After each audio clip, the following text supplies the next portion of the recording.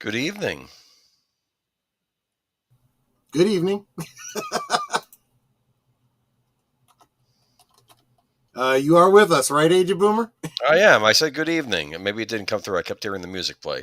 Welcome, everybody, to Geeky Geezers. I'm your host, Pacelli. This is my co-host, Agent Boomer here. Oh, wait. No, never mind. Hi. Welcome, everybody.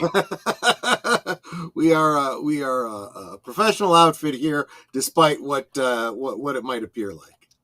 We got a lot of stories to do tonight. We got We too absolutely many. do. We absolutely Sometimes do. we have weeks where we have like a drought and we got to scrounge for stories. Other weeks we got a decent amount. And this is one of the biggest nights we've ever had for stories. Like all the stuff we've been speculating on, it all just spills out this week. It's ridiculous. We had to cut stuff. That's how much we had. All right. Yeah, like exactly. The Zelda movie release date. We were not going to have that on here because there's more stuff to talk about than that. Welcome, Big Al. It was good to see you here. Have a great stream tonight, my friends. Hope everyone has a lovely evening. Are you having a lovely evening? I am. How about yourself? It's fine. Fine. Chris P. Good evening, gents. Have a great stream. Off to catch replay as I am out of town for the weekend. Well, have a safe journey back home and hope you have fun wherever you are. Where do you think he is? Not sure. Niagara Falls? Slowly I turn, step by step, inch by inch. I can't pass that up. Sorry, I have to. Gotcha. Connie Cleary, it's welcome. A reflex. Yes. Oh, Ruby Hoove, thank you so much. Gifted a membership to Robert's Infinite Realms. Okay. Isn't that awesome? Welcome. Thank you. And there are privileges that come with memberships. Yeah, I mean, right? If nothing else, the Monday night at the movies every single week for members only. Tomorrow night, Animal House by request of the members. Connie Cleary, Jonathan Conroy. Let me see. Last call with Troy Pacelli. Welcome. Zootopia. Oh, wait, never mind. The Joker's voice. Welcome. What a bunch of geeks. See, my friend. Good to see you. Yes. I feel like tonight it's what a bunch of grumps because I feel like a grump tonight. We do have some stuff to grump about. That is absolutely true. Some could say I'm grumpy like Grumpy. Yeah. Was Grumpy allowed to be grumpy in the Snow White live action? Yeah. Hey guys, I'm eating pizza. My understanding is his character arc made absolutely zero sense, like most everything else in the film. He was a very much beloved character because of the story arc in the original Snow White, and all of that was cut out of the live action. But doesn't matter because right here I have the DVD Blu-ray combo pack of the original Snow White and the Seven Dwarfs. There should be a virus sent to your Blu-ray player that just nukes your Snow White discs. You have to buy the remake. You have to buy the remake now. Oh God! Don't give them any ideas. Don't give them any ideas. Boomer and Troy at the movies. Well, tonight we're going to be talking about some movies tonight, but it does kind of look like at the movies, doesn't it? Yes. The old Siskel and Ebert show. And that was kind of what I was going for. I was going for like a 70s talk show. I was thinking maybe Phil Donahue or something like that. But yeah, I could see at the movies as well. Yeah. All right. Hold on. Jessica Hardo. Did I get everybody? CluuStudio? Okay. Welcome, Joker's voice. Let me keep scrolling down. Sorry, this is slow tonight for some reason. Hold on. Welcome, JPRPH1. Oh my gosh. I want to shout out again Ruby Hoove, who became a member. Wow. Welcome, Ruby Hoove. All this time you've been gifting memberships. Today you became a member. I am so glad. Thank you.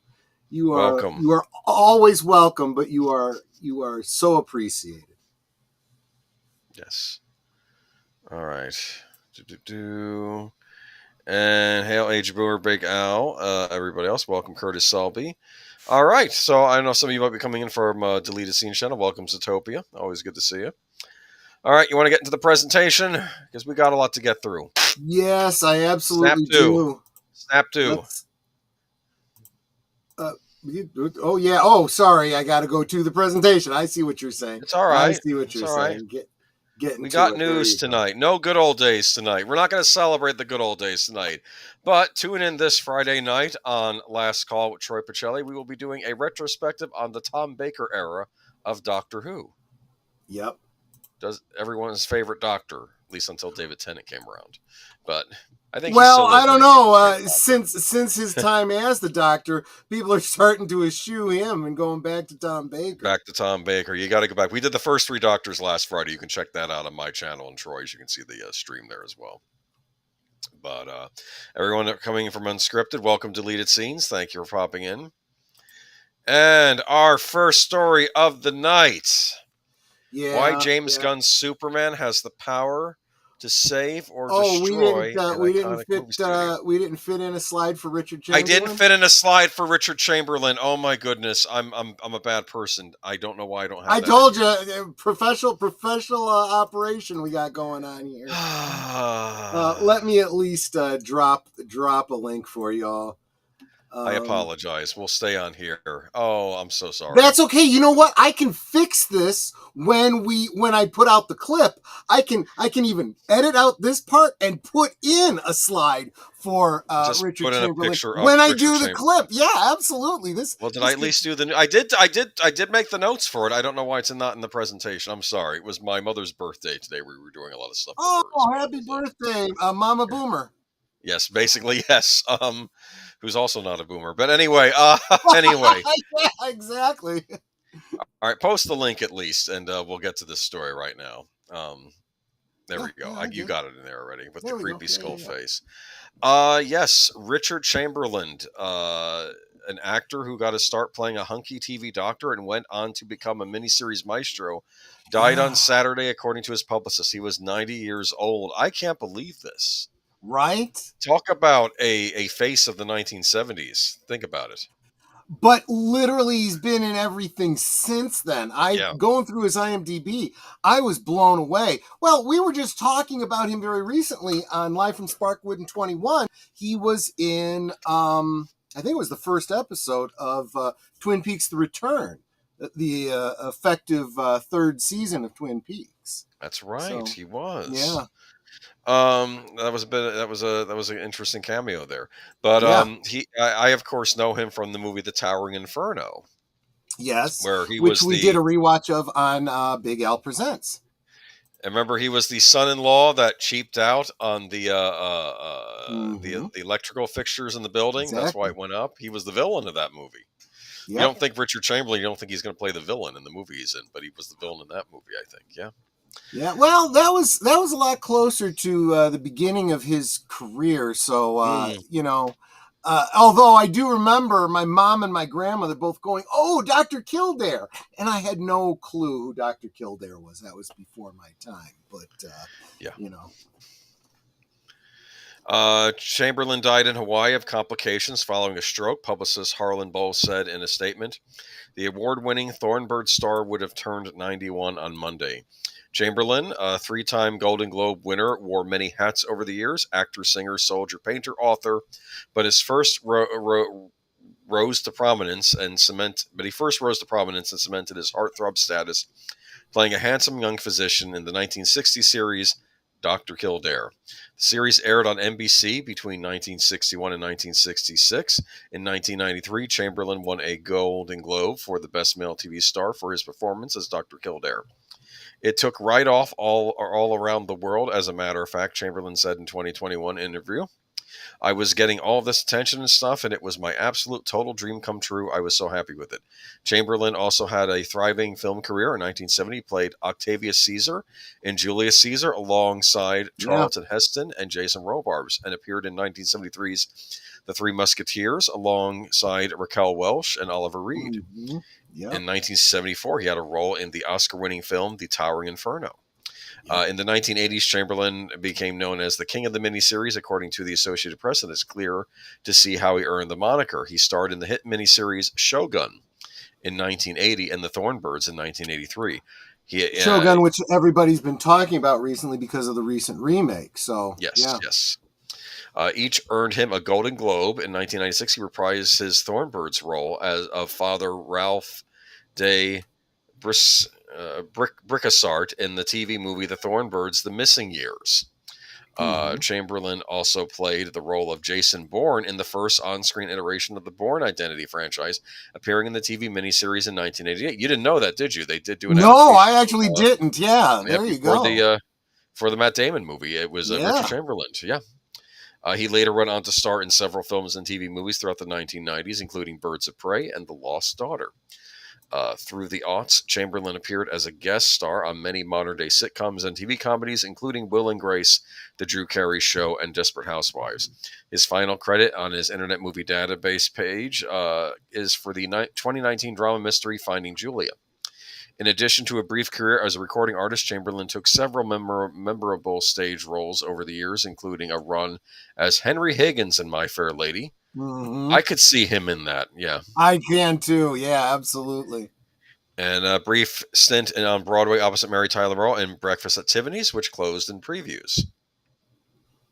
Born in Los Angeles, California, Chamberlain grew up in Beverly Hills with his parents and older brother Bill before earning a bachelor's degree in arts from Pomona College, bold statement noted. After graduating, Chamberlain joined the U.S. Navy and served 60 months in Korea, where he earned the rank of sergeant. Chamberlain is survived by his longtime partner, Martin Rebbit. Our beloved Richard is with the Angels now. He is free and soaring to those loved ones before us, Rebbit told CNN in a statement Sunday. How blessed were we to have known such an amazing and loving soul. Rest in peace, Richard Chamberlain. Truly an iconic actor. Yeah. Alan Quartermain notwithstanding, but well, I actually, we should revisit that one day, because I would make the argument that it's not as bad as people remember it being. I will make the argument it's just as bad as I remember, but it's not his fault. He was good casting. Absolutely. But I just. Oh yeah, if nothing else, you could definitely make the argument that, like so many movies that we've talked about that weren't that good, we feel worse about them because we know how good they could have been, and we see all the missed opportunities, and that definitely was one of them. And I don't hate all canon movies. I'm a big fan of the movie Firewalker, the Chuck Norris, Louis Gossett Jr. Buddy pick. You ever see that? I can't think of a canon film I don't like that I've seen. Even the bad ones. Usually they're good because of the bad. Maybe. I don't know. Wasn't Bolero one of them? I believe movie. So, yes. I believe Bolero was a canon film. So was American Ninja. Remember American Ninja? Yes. Oh, like, come on. I love that one. Yeah. Was Dudley Moore's 10 also a canon film? I don't think so. Maybe not. I doubt it. Maybe I'm just wrong on that. Maybe I'm just crossing my wires because of Bo Derek, but she'll cross anyone's wires. Let me just tell you. That's true. It's funny though. I when I do have the time, I might watch an old episode of Batman the Animated Series, and I'm getting to some of the weird episodes which didn't have some of the major villains in it. One was about this, called Prophecy of Doom, and about this guy called Nostromados, or whatever his name was, Nostromos, because he was like, Nostradamus, and he was like getting rich people to give him his money. But I'm thinking, even this episode of Batman the Animated Series, which I considered mediocre back in the day, still holds up better than anything animated I've seen recently. So. I do feel like we some of the animated series where they did just kind of make up their own villains, I like that. There's nothing wrong with it. It's very comic book-esque, because they couldn't keep going back to the well over and over again. Sometimes they would just have to go, you know what? We just need a story where he stops some crooks. This time, let's just do a one-time baddie. Let's, whatever. What was funny about this episode was, since he was getting money from rich people because he kept predicting doom and they would give him his money, Bruce, he decided to, instead of Batman going to investigate him, it was Bruce Wayne, and he just kind of got on the inside by being one of these followers of him. Do you understand? Yeah. But and Bruce Wayne got to say stupid things like when he says, The end is the beginning and the beginning is the end. And then Bruce Wayne whispers some lady says, this is awfully deep. Even though he's really smarter than that. You know what I mean? But he's acting dumb in front of the other people. Well, right. But not just to bring things full circle. We were, of course, talking about Richard Chamberlain, who did do a voice for DC on film. He played Highfather in Justice League Gods and Monsters. He did, didn't he? Yes, he That's did. a weird, that Justice League Gods and Monsters is a weird, I don't want to use that word now, weird, because I'm sounding like a certain actress, but it was like, I want to say it was like an Elseworlds, but basically what it was, I think it was a reimagining. Like, here's an alternate universe where our DC heroes we know are quite different. For instance, the Superman on our planet is actually General Zod's son, so he's a different character. The Batman is actually the guy who was the Man-Bat. Do you understand? Yeah. It's like everything's warped on this thing, but it's almost like if the DC comics were kind of had a harder pulp edge to them, what they would have been like. So it was an interesting one-off. They never did anything else with it, though. I do want to make one other mention of his voice work. He was the narrator for a cartoon short of The Little Mermaid, but not the Disney production, done by a Potterton Productions. I don't know too much about it, although as I look at the artwork for it, I'm like, this actually looks familiar. It definitely is a retelling of the Hans Christian Andersen tale.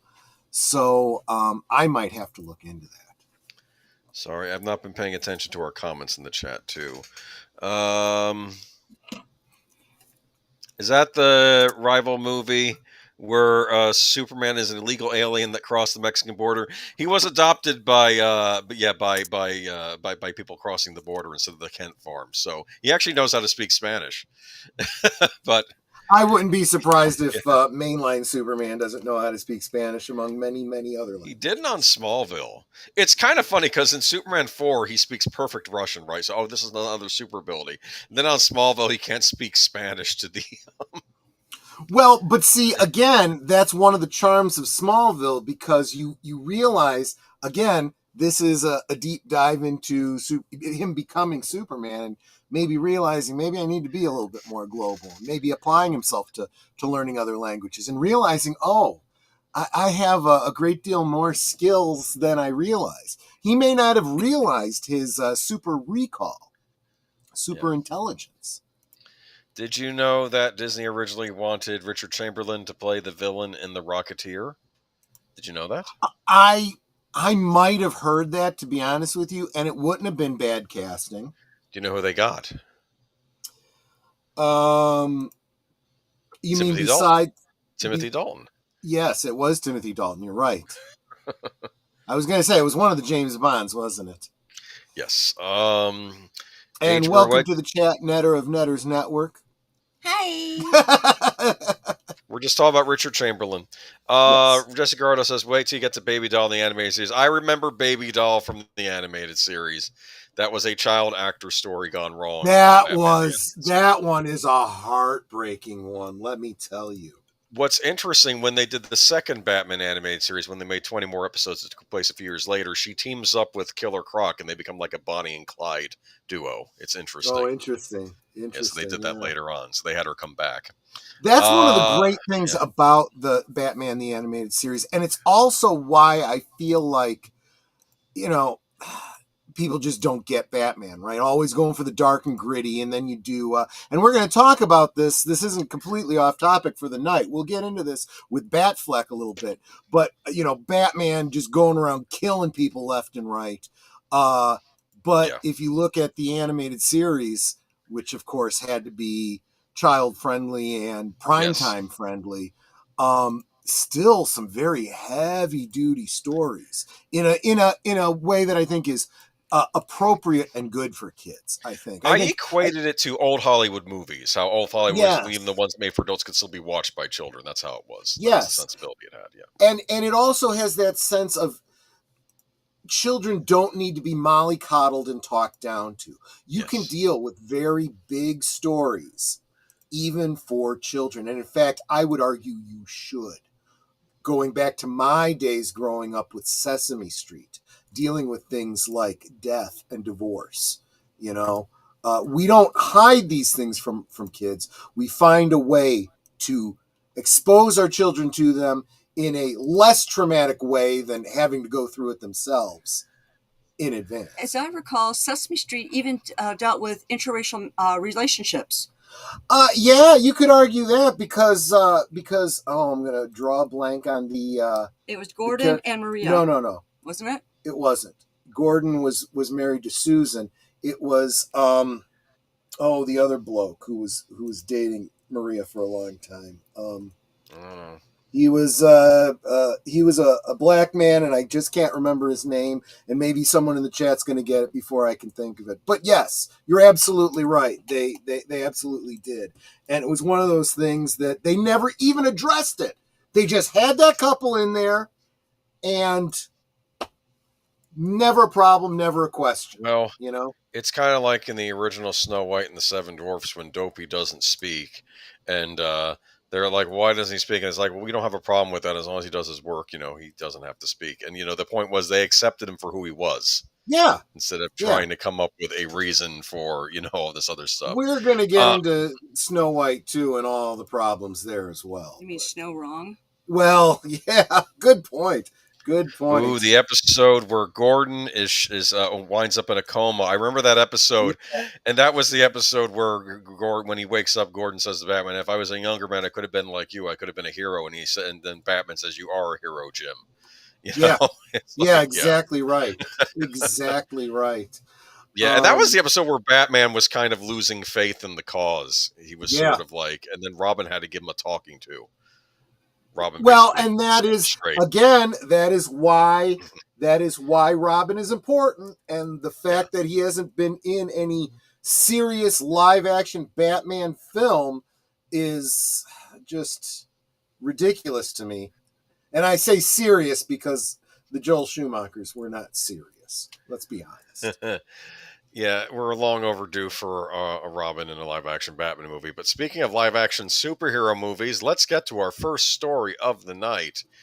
This, I believe, is an opinion piece, and if you want to go ahead and post that. And yeah, it's an interesting opinion. We're going to talk about it a little bit. Where was this from? Hollywood.com? Deadline? Well, the link's there.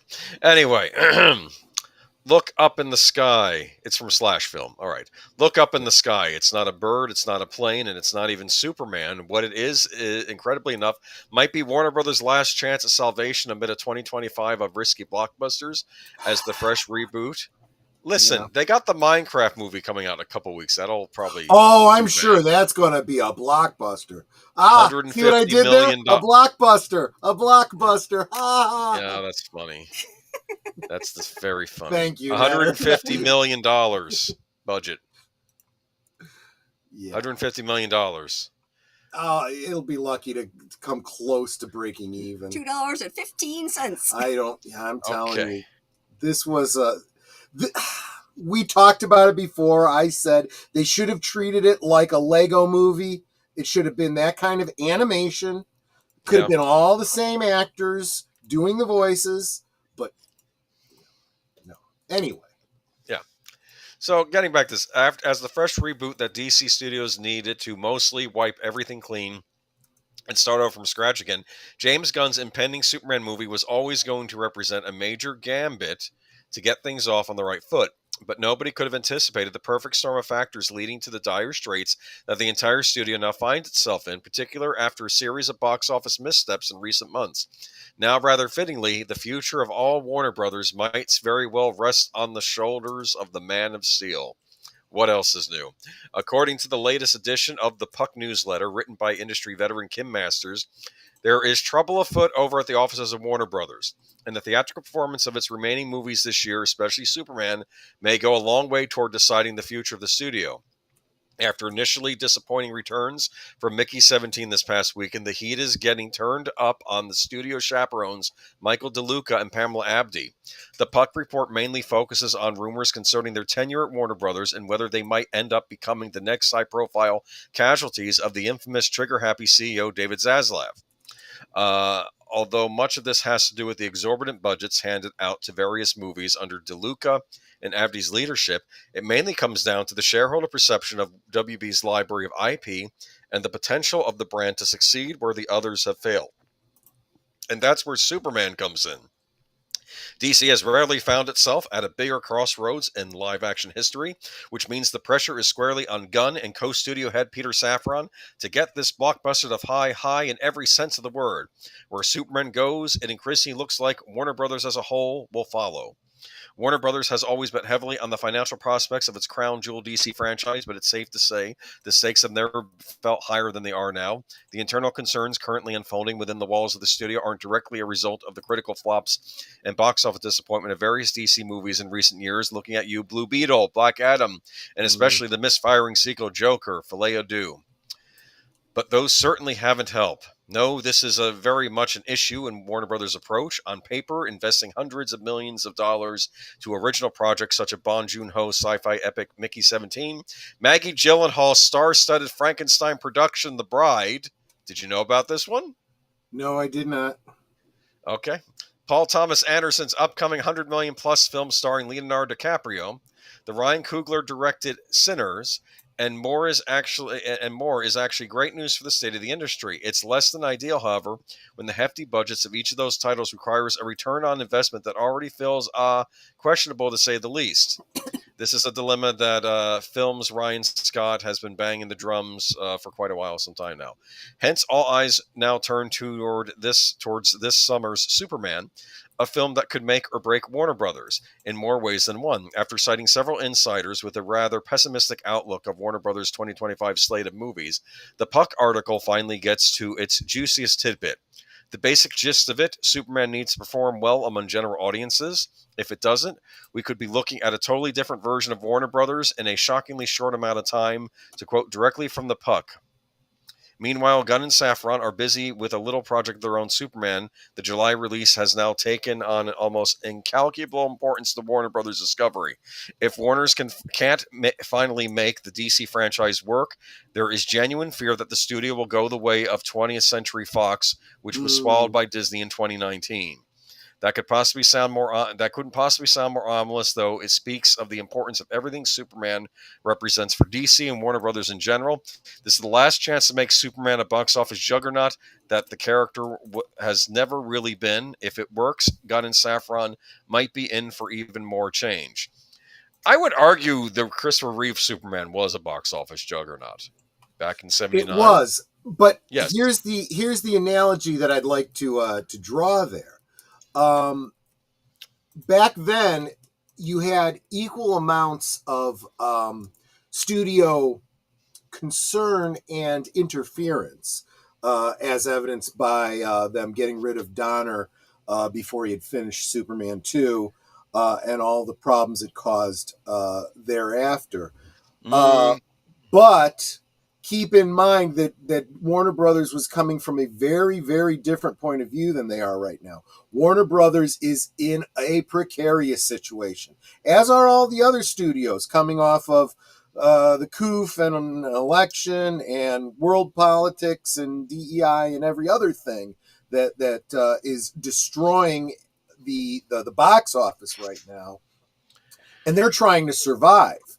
Back in the late 70s, Warner Brothers was not in as bad a situation. They were, on quite the contrary, taking a risk on Superman in the first place. They were, but it was really the Salkinds that were taking. I think they were Greek producers. That is another excellent point. This was an Yeah. outside investor taking a risk, and Warner Brothers distributing, yes. Distributing and but still putting themselves on the line. Oh, sure. I mean, this was a big production all around, yes. It would have been a very different production had, say, Canon Pictures been doing this film, as you would see a few years later. Oh, that was a disaster. Mm-hmm, exactly. So my point still stands. They were taking a risk. They were mitigating their risks. But they were taking chances because they could. Right now, Warner Brothers can't afford to take chances. And unfortunately, when you are in a desperate situation and cannot take a risk, you are very unlikely to have a blockbuster. If you play it safe, you're going to probably break even, right? It's high stakes that bring you high wins. It could also bring you big losses. So That's what the nature of risk is. Would you argue this is a high stakes production, a make or break? It is an incredibly high stakes production.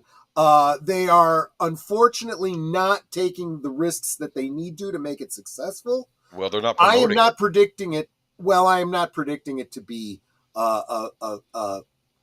that great a film, to be honest with you. They didn't have a Super Bowl ad. They didn't have a Super Bowl ad. They have already been torn apart for the suit, the look, some of the casting, and definitely, more than anything else, the fact that they are cramming all these DC heroes into what should just be a damn Superman movie. Yeah. All right. So I'm going to keep reading this article, though, because we haven't even gotten to the good part yet.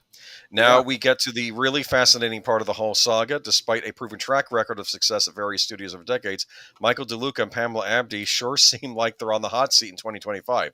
The pair already went ahead and fired the studio's marketing head, Josh Goldstein, earlier this year, as reported by Variety, in a stunning and questionable development that indicated that they're well aware of the scrutiny they'll face throughout the months to come. Well, I think their marketing division's been terrible, so I understand that. Right. While scuttlebutt swirling regarding DeLuca and Abdy's job status, a Warner Brothers spokesperson responded to the Puck saying, "There is no truth to that rumor. However, that rather tepid statement has done nothing to curtail the perception that they might not be long for Warner Brothers if things don't turn around quickly." Well, they're not going to say they're letting them go until they actually do. It's always poor form to speculate over someone's replacement when they still occupy that position, of course. But the Puck does indicate one fascinating name who could be running in the running, Peter Safran. To be fair, writer Kim Masters goes out of the way to indicate that nothing is written in stone just yet, as she explained. Zaslav has been said to leaning toward replacing DeLuca and Abdy with Peter Safran, the co-chair and co-CEO with James Gunn of DC Studios. But simultaneously, there are rumors that Zaslav will initiate a search outside the studio for new leadership.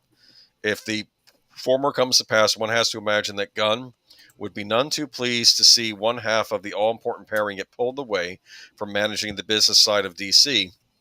It certainly makes sense from a business perspective to see how Safran fares with DC and accordingly promote him to a top job overseeing all of WB, Warner Brothers.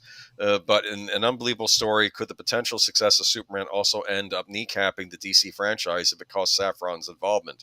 Much remains uncertain, so stay tuned to film for all of this as all this continues to shake out. And stay tuned to us, because we will continue to bring you every update that we see on the Gunverse going forward. I've been watching Chris Gore. Exactly, Darth Plato. I was hearing, this is a rumor, maybe this was somebody else who I was watching, but somebody online was talking about how they think that this movie is a bunch of stories in one, like Pulp Fiction, I've been hearing it called as. I'm thinking more along the lines of All-Star Superman. This might explain why we're seeing all these characters, because maybe they're in different story segments. You have one where he teams up with Guy Gardner, another one where Hawkgirl shows up. That might make more sense than just having all these random heroes show up. So, and I even think we heard James Gunn saying that he's using All-Star Superman as an inspiration. So I think what we're seeing here, why nothing makes sense in the trailer, is that these are going to be a bunch of stories in one. But I don't know this for which certain. Is, again, I think a recipe for disaster. That's kind of what perhaps it's kind of what Zack Snyder did. If we're honest, I do. Since you brought it up, I want to thank Lester San Jose for upgrading his membership to VIP. VIP membership does have its privileges. If you can join us for a Monday night stream, I will send out the link to my VIPs so you can co-host with me in the studio. If you are so inclined, there's obviously no obligation to do so, but I will just watch the members chat tomorrow for that. I will get that out to you. Pandemic and ill-timed writers and actors strike. That writers and actors strike could have been avoided. They needed to start negotiating earlier.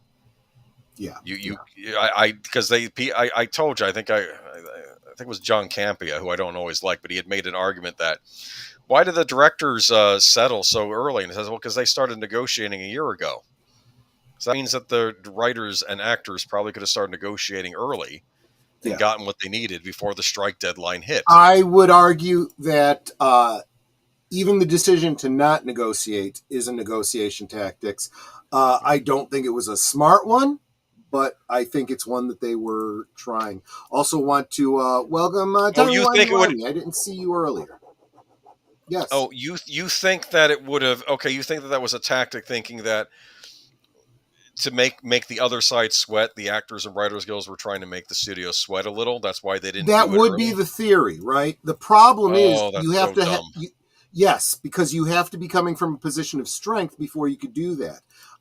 You have to be able to say, you know what, I don't care if you shut down if we shut down the studio. We can hold out longer than you can. Right now, like I've said, since 2020, the studios have not been in a position where they could make that kind of statement. So, yeah, the cards were all in the favor of those that wanted to protest and strike, not the studios. Well, I guess there was a Snyder cut of Justice League after all, wasn't there? Like I said, I don't always like John Campbell, but I thought he made a good point there. That's all I'm saying. If we're being intellectually honest here, I have to, or at least I have to, even people I don't agree with 90% of the time, if they say something right, I can say, yes, I agree with them. The writers and the actors only went on a strike was for show to try and get the people on their side. Oh, the public. Is that what they mean? Which again, I think a lot of these very pro-union people don't understand. That's never going to happen. When people go on strike, most of the time, the average person is like, I'm not getting my movies. This project was canceled. That project was canceled. No TV. And they're pissed at the people that are picketing, regardless of how legitimate their grievances might be. Oh, yeah. Rachel Ziegler wants to sue Disney because they've been canceling her appearances and stuff. And she's like, you're preventing me from working. Yeah, we're going to get into that. That's going to be, that's coming up tonight. That's coming up tonight. Right.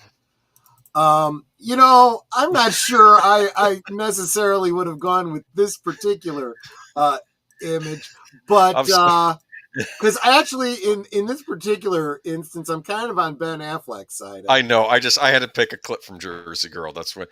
Okay. Ben Affleck used to get picked on by critics for doing crying scenes in his earlier career, and okay, and jiggling a doll. I mean. Yes, well, there's that too. Yes, but Ben Affleck says my son was too scared to watch, and that's a problem. Ben Affleck joined GEEK magazine for a new cover story where he continued to reflect on what went wrong with his run as Batman in Zack Snyder's DC Universe. The Oscar-winning debuted as The Dark Knight in 2016's Batman vs. Superman: Dawn of Justice, and reprised the superhero in films such as Justice League and The Flash. He told the Los Angeles Times in 2022 that playing Batman was awful and the worst experience. Affleck is now opening up more about why. He's got no reason not to. He's not ever going to play him again. Exactly. There are a number of reasons why that was a really excruciating experience, Affleck told GQ, and they don't all have to do with the simple dynamic of, say, being in a superhero movie or whatever. I'm not interested in going down that particular genre again, not because of that bad experience, but just I've lost interest in what was of interest about it to me. But I certainly wouldn't want to replicate an experience like that. A lot of it was misalignment of agendas, understandings, expectations, and also, by the way, I wasn't bringing anything particularly wonderful to the equation at the time either. I had my own failings, significant failings in that process and at that time. I want to argue that I didn't think his necessary performance of Batman was terrible. I don't know why. I think that was the script he was handed. I don't think it was necessarily true. If you're being objective, that's true. He is not in a position to be objective. He was going through some very difficult personal things at the time. I think that's what he's alluding to. Okay. And I think you could even see it in his appearances in promotional, encounters and whatnot. He really was not happy with his performance, what was going on. And I'm not sure he can even draw a distinction between his performance as Batman at the time and his life behind that. Yep. You know, in other words, I've got some compassion for this guy, you know? Yeah. No, I agree. I mean, my feelings as an actor, you can watch the various movies and judge, he continued, but more of my feelings in terms of I had a bad experience. Part of is that what I was bringing to work every day was a lot of unhappiness, so I wasn't bringing a lot of positive energy to the equation. I didn't cause problems, but I came in and did my job and went home. But you've got to do a little bit better than that. Well, probably, from what I heard, that whole set environment was terrible. Darth Plato makes a great point, saying a common complaint of Snyderverse was that it was too much pathos and not enough escapism. I would argue, I agree with that 100%, but I would also say that it wasn't enough substance. A lot of pathos and not enough substance. You know? I would also argue, I think we have a war on escapism right now in escapist genres. So yeah, which is why we're here. However you want to define it, it's obviously the studios and the entertainment industry just hating making money. I mean, really, when you keep hearing people talking about fan service, what the hell is wrong with fan service? The fans are the ones with the money you want. You need to serve them if you want the fan money. Because the people in the press and the elites, they hate the fans. They hate the regular people that want to go see these. They look down on you. And that's fine for them to say it. It's not good for representatives of the studio to say it. Especially, the dingbats tweeting out on the Twitter tweets. Well, one thing I will say, I mean, Zaslav gets a lot of hate, but I remember when he came in, he made a point that the people running Warner Brothers before him were idiots. He actually said that out loud, which I do agree with him on. Of course, anyway, Affleck now runs the production company Artist Equity and said part of his attraction is to actually a way of trying to avoid what went on during the Batman days. He explained, I want to put together partnerships and filmmakers and cast and a studio apparatus that's aligned where precisely the kind of misalignment doesn't happen and you have a much better work experience. Well, I wish him luck with that. And he's been in the movie business long enough that I think he might be able to pull this off. So, Timey says too much freaking slow motion. I agree with you. We talked about that last week on the... the week before last on the Members Only 300 rewatch and the previous 300 rewatch that I did. Or maybe Netter did it. I can't remember when he did it. Yeah. Slow motion was a thing in the 70s and they brought it back. Well, and the thing was, in the 300, I felt that the slow-mo was used very, very well. Unfortunately, these filmmakers take away the wrong lesson. They get a little bit of attaboys for something, and then they overdo it, and then they got their attaboys for Baywatch and the bouncing slow motion. Well, there's slow motion, good use of slow motion example there too, because they want to pretend that they're writing great literature instead of popcorn films. Absolutely, Accounting Sheep, welcome, by the way. I would also say that the two are not mutually exclusive. You can make a popcorn film and fill it with great pathos if you know how to write. And unfortunately, not a lot of these folks do. Hot take, Ben Affleck is the best Batman due to his portrayal of Bruce Wayne. That his portrayal of Bruce Wayne was the best. I can agree. We're talking about Batman Bruce Wayne, right? Yes. And so I'll say you're half right. If you don't get Batman right and you get Bruce Wayne right, he was better. Michael Keaton camp. Yeah, Michael Keaton was good. I mean, I didn't see the Snyder Cut, but in the theatrical version of Justice League, I'll say Batman was at least better. He got over his anger issues, at least at that point. But I would also say that most of the problems that anyone's going to have with Affleck, and this is going back to what you were saying, Boomer, it's more the writing and the directing than it was him as an actor and his portrayal. So let's, this is why I give so much leeway to what's his name who played Man of Steel, Henry Cavill. Yeah. He was great too. He just had crap to work with. It's Ezra unfortunately been. Ezra Miller was a disaster, though. He was a disaster all around. He didn't get the character right. The writing and directing sucked. He was a moron behind the scenes. Is he the one that didn't want to bulk up for the role? No. That was Pattinson. But then people said later on that he was lying in the interview about that because he says he puts on personas in interviews because he gets nervous when interviewed, and I don't know what the case was. Doesn't matter. Well, and that goes back to it's promotion of your movie, though. That's what I'm saying. Yes, that goes back to something that Nate was saying too. Part of your job is how you promote the movie. He was, of course, applying it to Rachel Zegler. We'll get back to that later. But it also kind of spoke to what I was saying about Ben Affleck. You got to remember that I think a lot of actors forget they are not there to be themselves. They're still supposed to be putting on a role, and that role is themselves promoting something. So they still need to put aside whatever's going on in their personal life. If I was on camera, I do the, and scene and I, action, kind of thing. And you go out there and you put on a smiley face and you say all the lines that the studio had you set up to say. And you're as positive as you can, and you love all your coworkers. They were great. It was the best experience ever. You guys are going to love this movie. And then scene, and then you can go have a smoke and a drink and cry in your beer. But moving on. Unless you have anything left to say about Ben Affleck. No, I have nothing against the guy. I've liked a lot of his movies. Yes. I think he got a bad rap on this. I think I even gave him a bad rap, in the past on this. So, yeah. But he's absolutely right about the mischaracterization of Batman. If you are making a superhero movie that really should be bringing in kids that you want to sell action figures for, and the actor as a kid who's afraid to see the movie, there's a problem.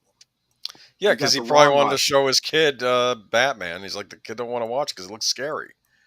Well, you've heard what I had to say about the first Spider-Man movie with Tobey Maguire. A buddy of mine couldn't take his kids to see it because it was, so cold and rainy in that back alley when Spider-Man is kissing MJ. Mary Jane. Just remember who your audience is. Maybe get back to making, family movies for families. I'll be blunt. I did get the impression that Spider-Man was probably being geared toward teenagers when that was out. It may very well be, but there is a way to do that without, getting yourself a PG-13 rating and not being able to have kids in. Just saying. These are the same people that won't make R-rated films because they want to bring more people in. Yes. Keep in mind, you do want to maximize your audience, but sometimes you need to say, you know what? No, we actually do need to make a film for a specific audience. These horror movies need to be made R-rated for a horror audience, okay? You're not trying to make them for families, okay? But when you are trying to make a family movie, make a darn family movie. I understand. Jason Zaslav continues his crusade against Looney Tunes, plans to tear down historic animation building. Yeah. He's got a vendetta against Looney Tunes. It really is from like Cartoon that. Brew. Mm-hmm. This is from Cartoon Brew. Warner Brothers Discovery CEO David Zaslav continuing.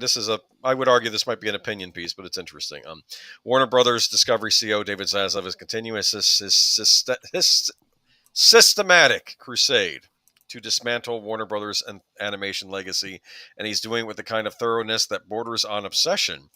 Today, Deadline reported that Warner Brothers will raise Building 131 on its Burbank studio lot. The building was the last home of the original Warner Brothers animation studio and housed the unit from 1955 to its closure in the late 1960s.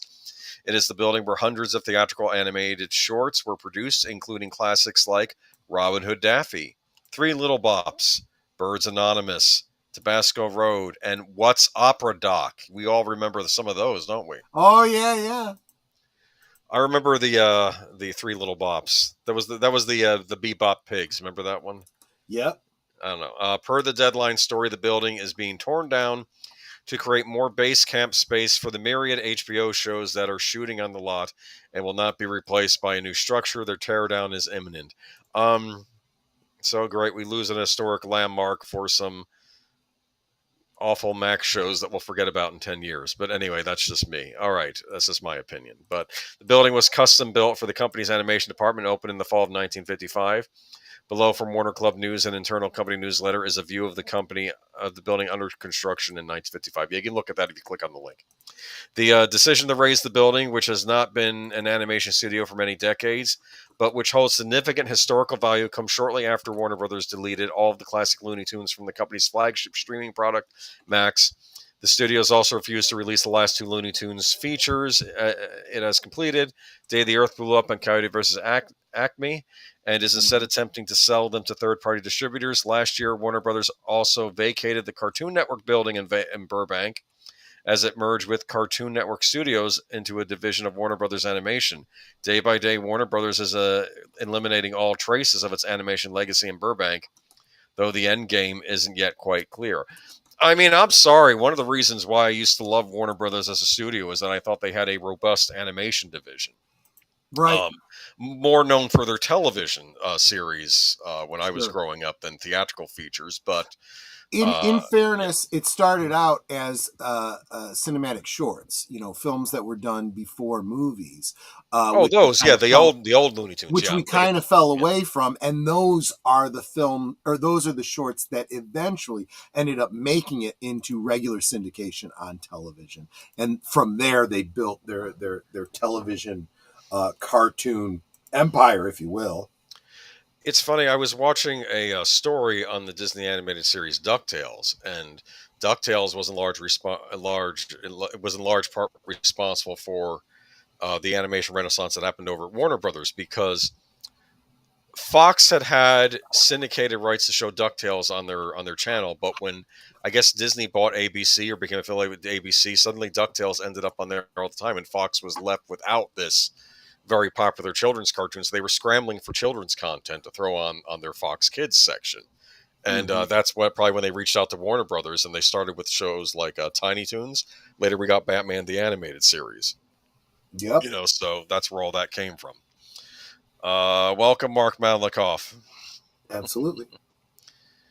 Warner Brothers Animation 90s through 2010s were absolutely killing it. Yeah, but they're not anymore. I agree.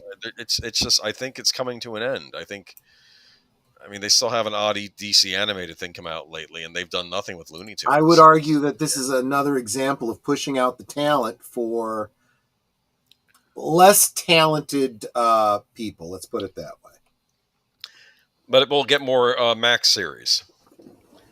I've been noticing.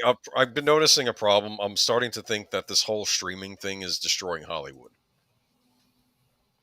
I think it's done more damage than good, because I think everybody is trying to get the brass ring, and they're all basically. I agree. I did hear the folks over at Midnight's Edge talking about, and we are getting to this. I promise you, folks. The whole situation with Snow White, and we're going to talk about how much money it's lost, but that this is probably, given the situation as bad as it was, this is probably the best that they could hope for. Release it in theaters, get as much money as you can, add it to your streaming service as content.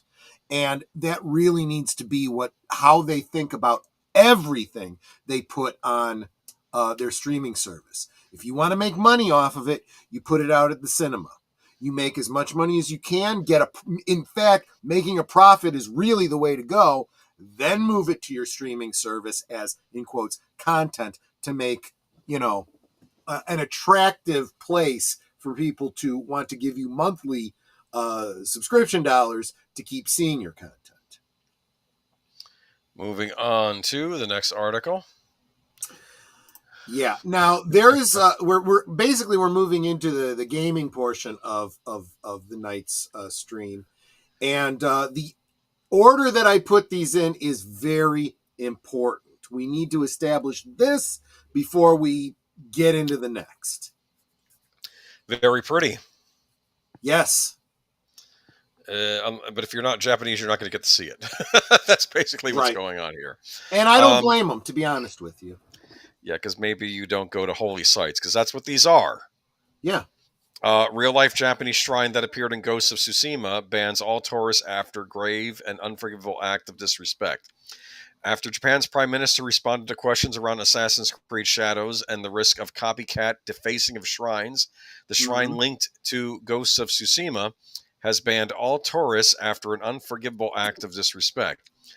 Automaton reported on the Watazumi shrine in real-life Shinto shrine located on Japan's Tsushima Island, which announced it had banned entry to anyone other than congregants and worshippers after what it called a grave and unforgivable act of disrespect committed by foreigners. Ghost of Tsushima brought worldwide attention upon the Watazumi Shrine upon its release in 2020, as it is thought to have inspired the in-game Scarlet Rock Shrine. As Automaton reported, Ghost of Tsushima fans launched a successful crowdfunding campaign to help raise money to repair damages suffered by the shrine during a typhoon. Now, to be fair, I'd like to think most of the gamers that played this game would be respectful of this shrine if they went there, but obviously some people that went there weren't. Officials didn't go into detail on this latest incident, but mentioned having to call the police to deal with vandalism and the physical and verbal abuse of staff.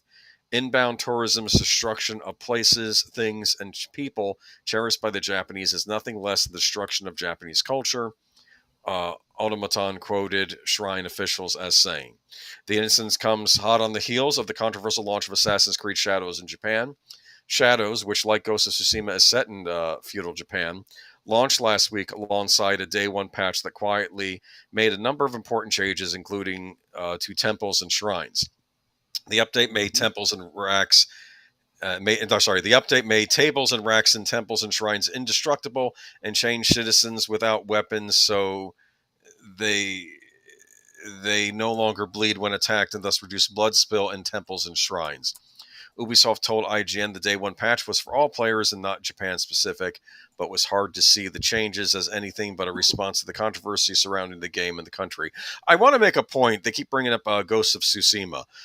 This, even though the game is taking place in feudal Japan, it was made by a Western developer, Sony Studios. I forgot who it was. But I remember, though, the studio said that they purposely would go to Japan. They were trying to get clearance to make sure that they were not being disrespectful.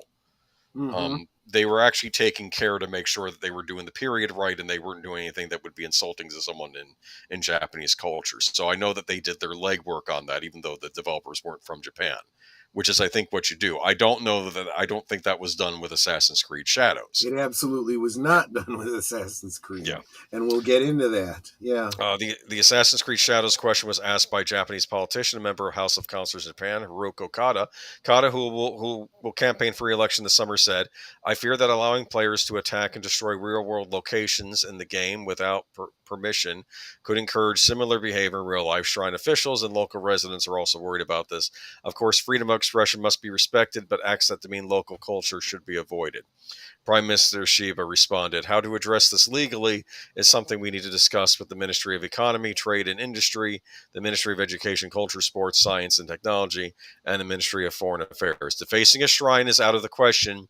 It is an insult to the nation itself. When the self-defense forces were deployed to Samawa, Iraq, we ensured they studied Islamic customs beforehand. Respecting the culture and religion of a country is fundamental, and we must make it clear that we will not simply accept acts to disregard them." If I could use maybe an American example, I think when we were on a school trip in Boston, I think we stopped at a church that George Washington had attended. And I think even though it's a historic landmark, I think they still perform services there. So it's not Not that you should be destroying historic landmarks either, but the point is, it's still a place of worship for people living there. So yeah, that's all. It absolutely comes down to a matter of respect. It's not about, what legally can be done about this. It's you need to learn. If you don't do everything that you can to make sure that you are being respectful to a culture, a history, a belief system, individual people, then maybe don't even bother doing the thing. Yeah. It is common to see signs in Japan establishing no foreigners. They do this because they find outsiders rude. What do you think? Yeah. Unfortunately, because outsiders don't understand that level of respect, right? Yeah. They don't care. They think I can do whatever I want, and I don't care what you think. Yeah. And to be fair, I don't know who these people were. They could have been American. They could have been European, Canadian. I don't know where they came from. I don't care who they were. Or what they did. Well, the point is, though, is that I'd like to think my fellow citizens are not ugly Americans abroad. There's an expression known as the ugly American. You probably heard that, right? So yeah, exactly. As our colleagues in IGN Japan explained to us last week, Japan has a record number of overseas videos in the wake of the country reopening its borders after the pandemic and the lower of the weak yen. In this government budget meeting, the politician Hiroki Kada twinned his complaints against Shadows with the controversial subject of what he calls over-tourism and an attendant perceived rise in vandalism and graffiti in Japan. I am going to say something, too. I have seen, I don't want to say YouTubers or TikTokers that go into foreign countries and start doing stunt things. Have you seen these? Well, there's this whole case going on right now with that old, what's his name, Johnny Somali or whatever. Mm-hmm. Was he the one who was in Thailand? Yeah, and I honestly hope they throw the book at him. I really do. I haven't been following it, but yeah. So, you be respectful when you're in a foreign country. Try to read up on their cultures. And do your best to be polite. And I would urge the current administration, if somebody does something stupid when they go overseas, don't bend over backwards to try and bring them back. Let them suffer the repercussions of their actions when they travel abroad. If you're afraid to suffer those kinds of consequences, don't be stupid, or maybe don't even go there if you can't handle it. Right? Yeah. There was a guy some years back who jumped in and swam the moat at the Imperial Palace. That's stupid. Yeah. You don't know what's in that moat, idiot. It'd be funny if there were piranhas in there or something, right? But it doesn't matter. It's stupid people doing stupid things because they're stupid. Troy, this may sound terrible. Does Godzilla get a pass in films, especially since Hollywood loves to destroy U.S. national landmarks and treasures? I think Godzilla gets a pass when he's destroying Japanese landmarks because he's Japanese, right? Well, I would argue that that's kind of the point, right? I mean, Godzilla is a stand-in for the bombs that destroyed Hiroshima and Nagasaki, right? Yes. They destroyed shrines, they destroyed homes, and many, many, many, many people. It's thinking through what your message is. Yes. All right. Moving on into... Developer says it's not a documentary in defense of Assassin's Creed Shadows. Let me tell you, okay, after what we just talked about, you better believe I'm going to have a bit of a screed about this dumbass. Come on, man! It's not a documentary, dude. Does not give you the right to be disrespectful of a human being who existed, right? Yasuke was a man who existed. I don't care if he died last year or 200 years ago or 1,000 years ago. He still is deserving of respect. So is the history of Japan. So is their culture. Assassin's Creed Shadows is not a documentary, and that means Ubisoft gets to play with history a little more than you might think. This is from Games Radar. This isn't from me. Speaking to Games Radar, Assassin's Creed cinematic director David Nibelin says that one of the great things about working on a project like Assassin's Creed is we don't have to tell the traditional Japanese story. It's not a feudal Japanese movie where everything has to be very grounded, because the way Assassin's Creed looks at history is very unique. For Nibelin, that means that we're not trying to show Japan from a very clinical or an overriding stereotypical view. It's not a documentary. We really want you to live this history.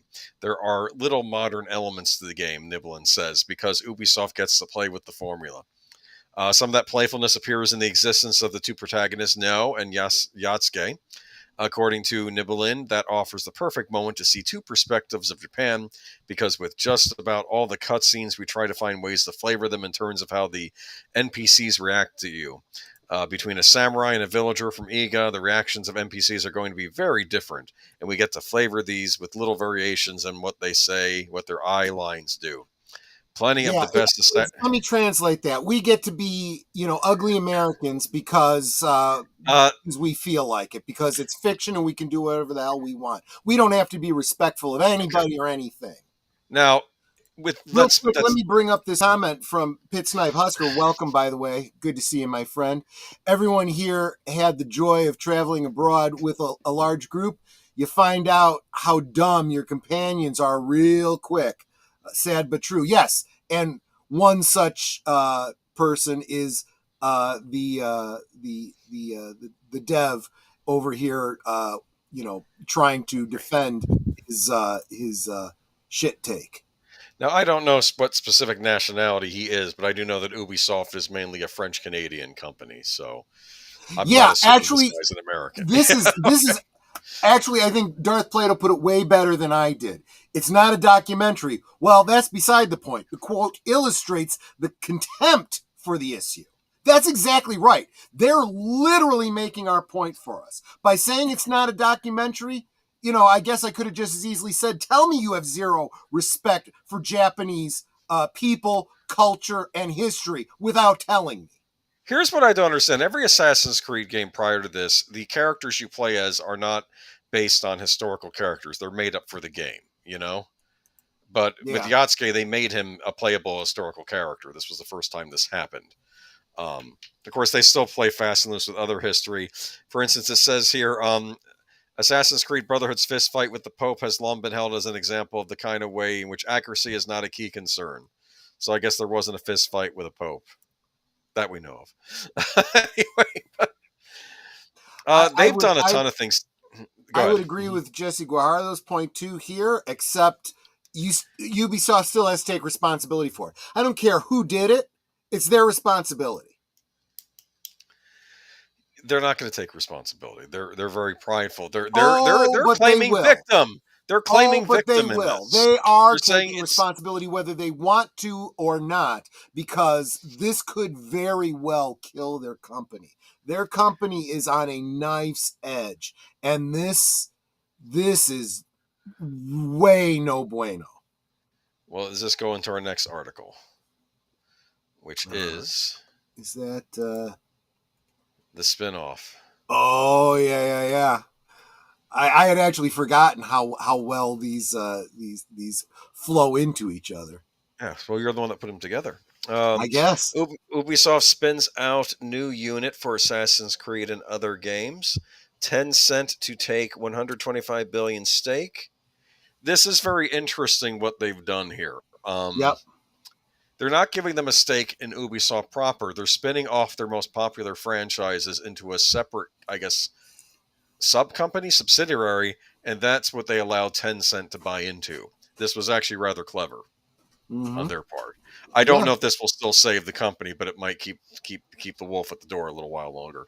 Ubisoft on Thursday announced that it's creating a new gaming subsidiary at Chinese technology giant Tencent, investing 1.16 billion euros, 1.25 billion into the unit. Oh, our dollar is worth more than the euro. Yes, it is. Did you know that? And climbing, yes. Because a while ago it was the euro that was climbing. I remember that. Yep. A lot has changed in the past 4 months. Just saying. Okay, the subsidiary. Have you seen how much the price of eggs have dropped? I think, yes, I have noticed, yes. Have you noticed the prices at the gas pump? Just say it. Yes. The When subsidiary the adults are back in the room, the economy starts doing much, much better. We need adults in the room. The article. I'm sorry. No, we'll need adults in the room with these entertainment companies, but that might true. be happening with at least the most popular franchise. It's a subsidiary will focus on Ubisoft's best-known game brands, including Assassin's Creed, Far Cry, and Tom Clancy's Rainbow Six, according to the company. Shares of Ubisoft were 10.3% higher shortly after Europe's opening bell on Friday. Ubisoft said in a press release Thursday that its new unit will focus on building game ecosystem designs to become truly evergreen and multi-platform, backed by greater investment and boosted creative capacities. It will drive further increases in quality of narrative, solo experiences, expand multiplayer offerings with increased frequency of content releases, introduce free-to-play touch points, and integrate more social features, the company added. The investment from Tencent values the new subsidiary at 4 billion euros, Ubisoft said, implying that 4 times multiple based on its average sales from full year 2023 to 2025. So basically, I'm assuming this Chinese company is going to get to have a lot more say in at least what happens in these 3 core franchises, one of which Assassin's Creed is. I hate to say this, but it could actually be very good for these franchises. Because as we're going to talk about more with the Disney stuff, China has a great deal of contempt for a lot of the stupid decisions, let's say, that the entertainment industry of the West has been making lately. Well, they have yet to set any Assassin's Creed games in China, so maybe that will be upcoming. Yeah. They've done a lot. They did Persia recently, I believe, with Assassin's Creed Mirage. They did they did that Viking one, Valhalla. Oh no.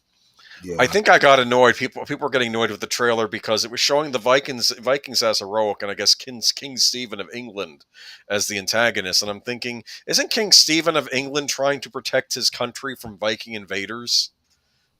Historically speaking, something like that. Am I wrong on that? But I don't know what this holds for Ubisoft. Obviously, they've taken a hit. Now they have foreign investment, but they don't have foreign investment in the main company.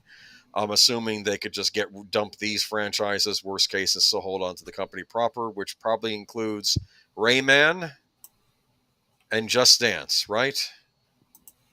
Are people still buying Just Dance? Okay. Do you know Just Dance? I don't. It's a game where you where you dance and you waggle the Wiimote around you while you're playing, and with these weirdos on screen to pop songs. Okay. It was one of the few game series that kept being brought out on the Wii, even after the Wii ceased being manufactured. They kept bringing out Just Dance volumes because that's how well it sold on the Wii. Interesting. But yeah, I don't know. I've not been interested in Ubisoft for a while. My favorite game franchises from them were the Prince of Persia series and the Rayman series, and they've not been doing much with either as of late. And they have a bunch of other stuff I don't care about. Like that one about the hackers I didn't care for. Far Cry, I know that has a following. I kind of like the spin-off Far Cry games, like the one they had that was like an 80s action movie. All right, but that's it. Moving on. Anything else? Nope. All right. Let's move on to Amazon. Oh. Wow. Just wow. Perhaps I didn't pick the most flattering picture, but again, that hair. There is no flattering picture of Amy Pascal. There just isn't. Amy Pascal, David Heyman, close deals to produce next James Bond movie for Amazon. Part of me doesn't believe this is happening. Part of me is in denial that this is happening. Like, the only person I could think of the worst would be Kathleen Kennedy herself, maybe being put in charge of Bond. Yeah. Oh no, it's official. Wait a minute. The James Bond franchise has found its producers in Amy Pascal and David Heyman. The duo have been tapped by Amazon MGM to steer the new Bond film, the first to be produced by someone outside the Broccoli family. Pascal will produce the film via Pascal Pictures, with Heyman producing via Heyday Films. It wasn't made immediately clear if they would be producing Bond titles beyond the next film. The selection comes after Amazon MGM closed the deal with Barbara Broccoli and Michael G. Wilson, the producers whose family have been producing 007 movies since the 1960s, to take over creative control of the Bond franchise. Can I please get a Joker laugh in the background? We don't have one on tap, do we? That's what I'm hearing in my head right now. This is the worst news. Okay, in today's announcement, Amazon MGM highlighted both Pascal and Heyman's track record in franchise filmmaking. Pascal is behind the Spider-Man franchise, with the Tom Holland-fronted films grossing over $33 billion at the global box office. I heard she was not directly involved with those. I heard she screwed up Amazing Spider-Man royally. She got into arguments with Andrew Garfield. With Heyman shepherded by the Harry Potter franchise, including spin-off series Fantastic Beasts, to commercial highs. No, Fantastic Beasts didn't reach commercial highs. Did it? Am I here? Back. Yes, and I agree. No, you're right. I was going on a rant. You missed it. I was just no. I was listening to it. I wasn't near the computer to I'm not happy about this. This is the worst news. These are the worst people they could put in charge of this. We actually did touch on this last week, but you're absolutely right. I don't care who they get to direct it. They're not going to get Nolan at this point. He's going to steer clear of this. Part of an elite group of producers who have developed and managed massive film franchises to box office successes. No, she didn't. She ran Spider-Man into the ground. That's why they ended up rebooting with Tom Holland. Don't understand how any of these people that have failure after failure after failure keep getting work. I don't understand it at all. It's over. Bond was already dead. I don't know why they are letting her defile the body. Yeah, basically. I don't get it. I don't get it. This is not. I'm just shocked because I figured they pick a flunky, but this is someone with a proven track record of failure, and they put her in charge. This is like getting a Kathleen Kennedy in there. It really is. There's really no doubt about it. And we might have had hopeful news based on what we're going to be reading next, but this is a great point. I don't understand why they keep. I don't understand why they keep getting these. Why these people keep failing and keep getting jobs, because the people hiring them do as they are told. Yes, forgetting that the heads of these studios are not the ones that are really calling the shots. If we want to get really. But yes, you're absolutely right. By bringing up Culture Casino, I did want to say he did a great little commentary on this. And I was in denial when he was talking. I'm like, this ain't happening. This is not happening. Check this out. Check this. Yeah, check this out when you get a chance. Give him a thumbs up. Maybe drop a comment and say the Geeky Geezers sent you over. If you haven't seen this video previously. She was front and center during those Sony leaks that happened. Remember that whole thing when yes. And she said some rather nasty comments, especially as a sitting president of African American. When did Sylvester Stallone get a perm? Kind of looks like that, right? And to the best of my knowledge, she's a biological woman. I just wow.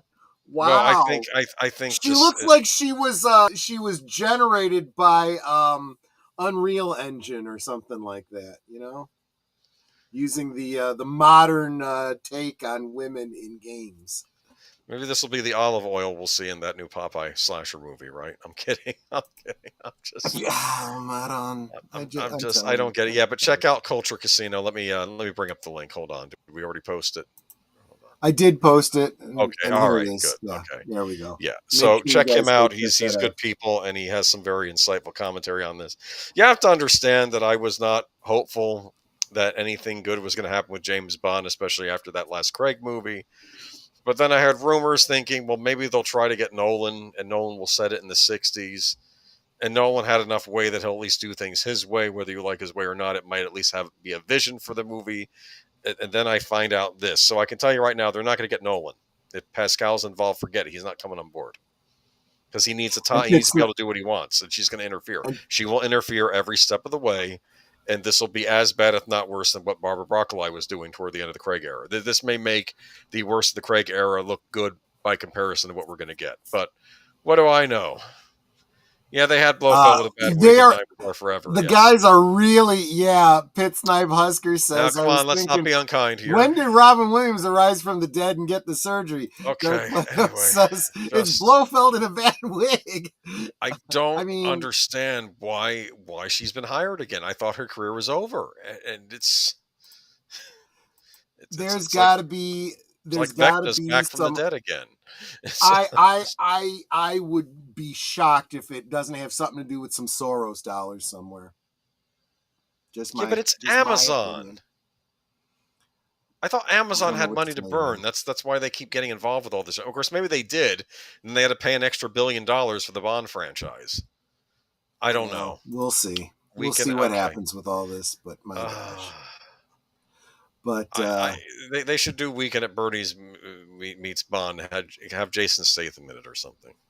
Potentially, though, maybe Amazon is trying to, on a larger scale, right the ship.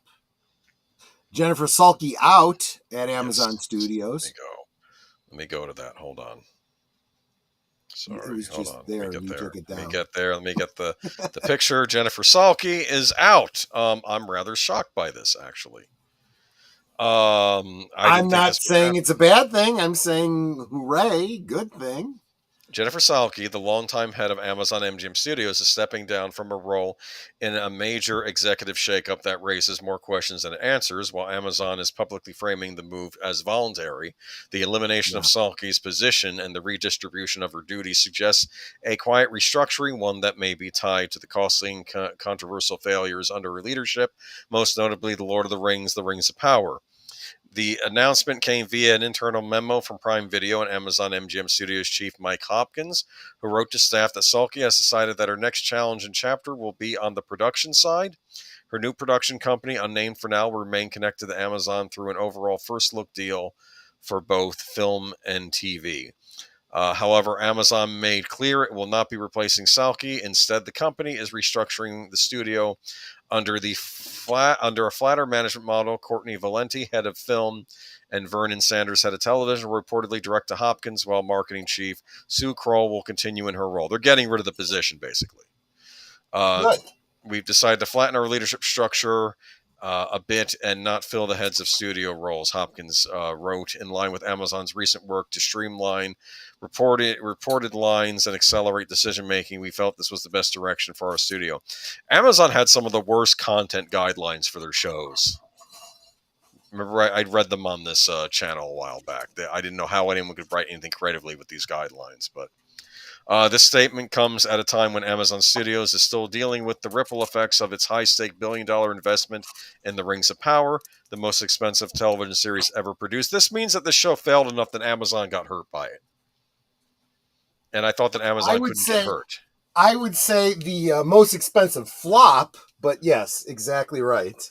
Originally touted as Amazon's flagship franchise to rival Game of Thrones, the series has experienced a dramatic decline in viewership and fan engagement. That was by the previous head of Amazon Studios. He was trying to get fantasy series on there. He was also going to do a Conan series, but that never came to fruition. Look, I'm going to say about all Salke canceled that.